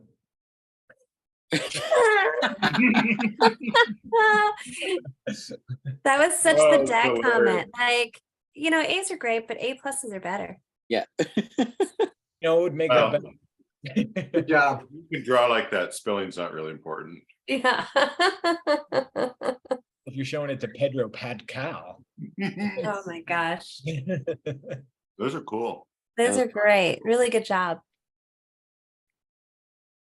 Oh, I Ooh, love that's it. cool too. This Always leaves- cool. I love your shapes. Always. Yeah. Ooh. Oh, Julian, Shoot. lovely. Guys, don't do that, Julian. Oh, man.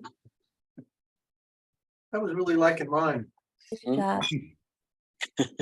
Oh, that's cool. Oh, fun. Nice, Thanks, Marcy. Marcy. That's fun. Ooh, that's Ooh. beautiful. Another good one. Yeah. Mhm. Mm. Nice, Ocean.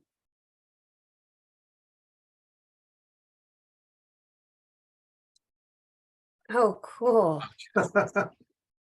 That's great. It's wild looking. Love The that hair. hair. Hair Love coming over the side of the face is excellent. Nice. Nice. That's interesting. The bottom left one really has a good likeness. Yeah. Mhm. That's really lovely. I love the softness of that. Very nice. Oh, that's beautiful. Cool. Good job, Karen. Yeah. Oh, cool. Oh, Nice Julian. drawing. Wow. Nice. Really nice drawing.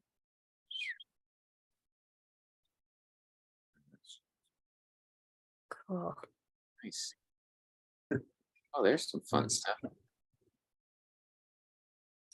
Good job. Hey, Julie, very nice. Yeah. Julie's my cousin. Oh, that's really? awesome. We had another one in here. That's Yeah. so great. Well done, Julie. Nice. Oh, that's cool too. That is. Ooh, look at Oh, that. wow. That's fun. That Okay. is.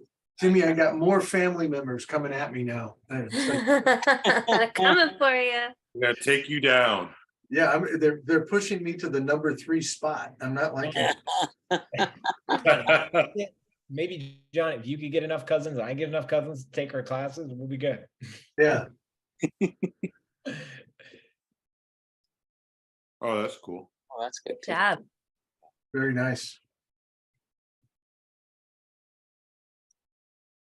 So is that. Yeah. Nice little one. Great line work. Mhm. Nice, Sally. Yeah, son.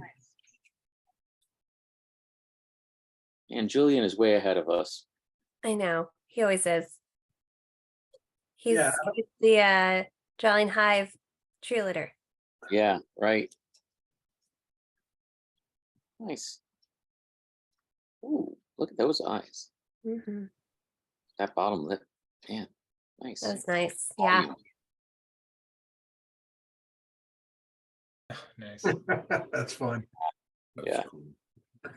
Very immediate. I like it.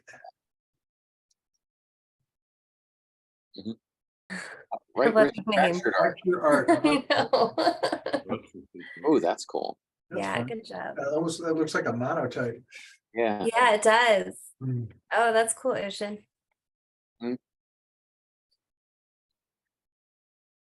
Oh, nice. Nice. That blue. Oh, I love the structure on that nose. Is that? Kind of reminds me of a Diego Rivera nose. Mm. Wouldn't it be fun to introduce Diego Rivera as Frida Kahlo's husband? Yes. Yeah. I Yeah. love I can imagine it wouldn't go very well. that. I think that's how he's known since she became Yeah. so prominent. These are Oh, that's beautiful. great. That's beautiful. Yeah. There go those confident shapes again. Hmm. Oh, that's nice too.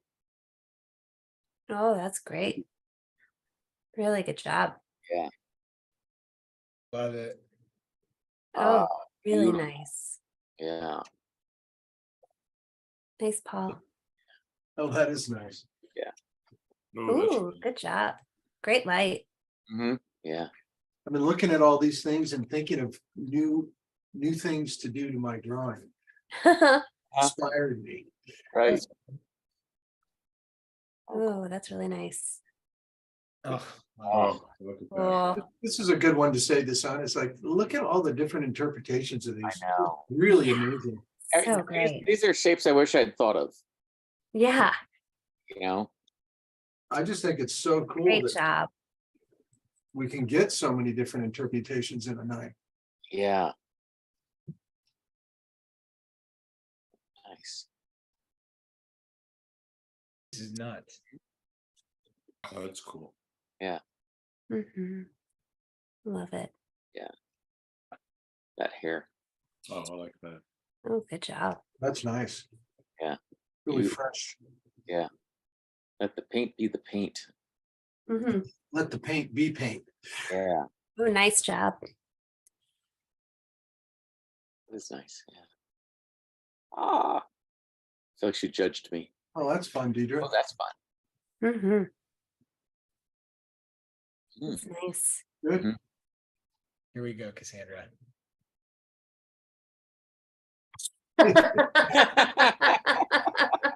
Good one. Good pick. Nice. All right. Good job, Ocean. Yeah. Mhm. Oh, That's cool.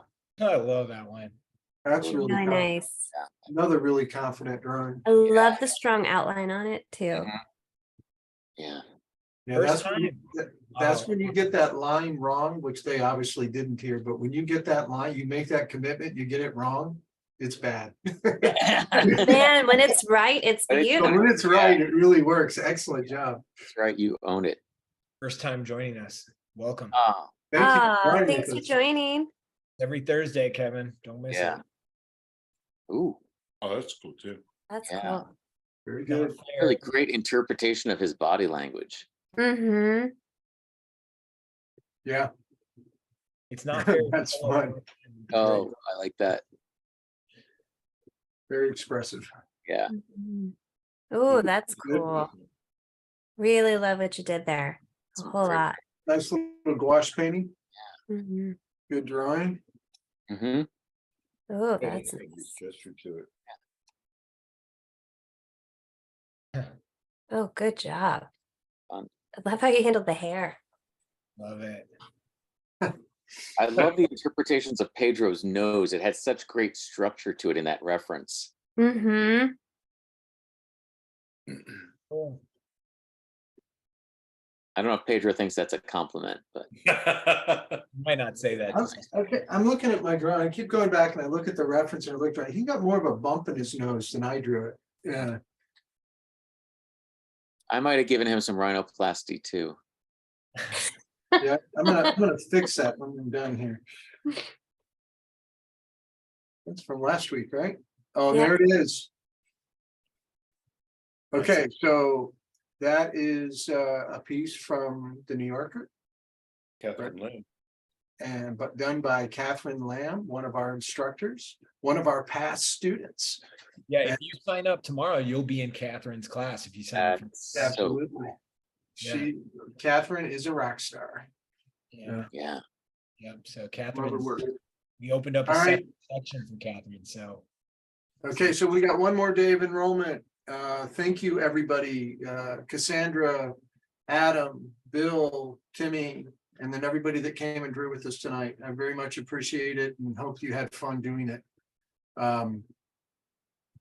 Great fun. Thank you, everybody. Thank Great you. drawings, Have a great guys. week. Love you guys. Good night. Record.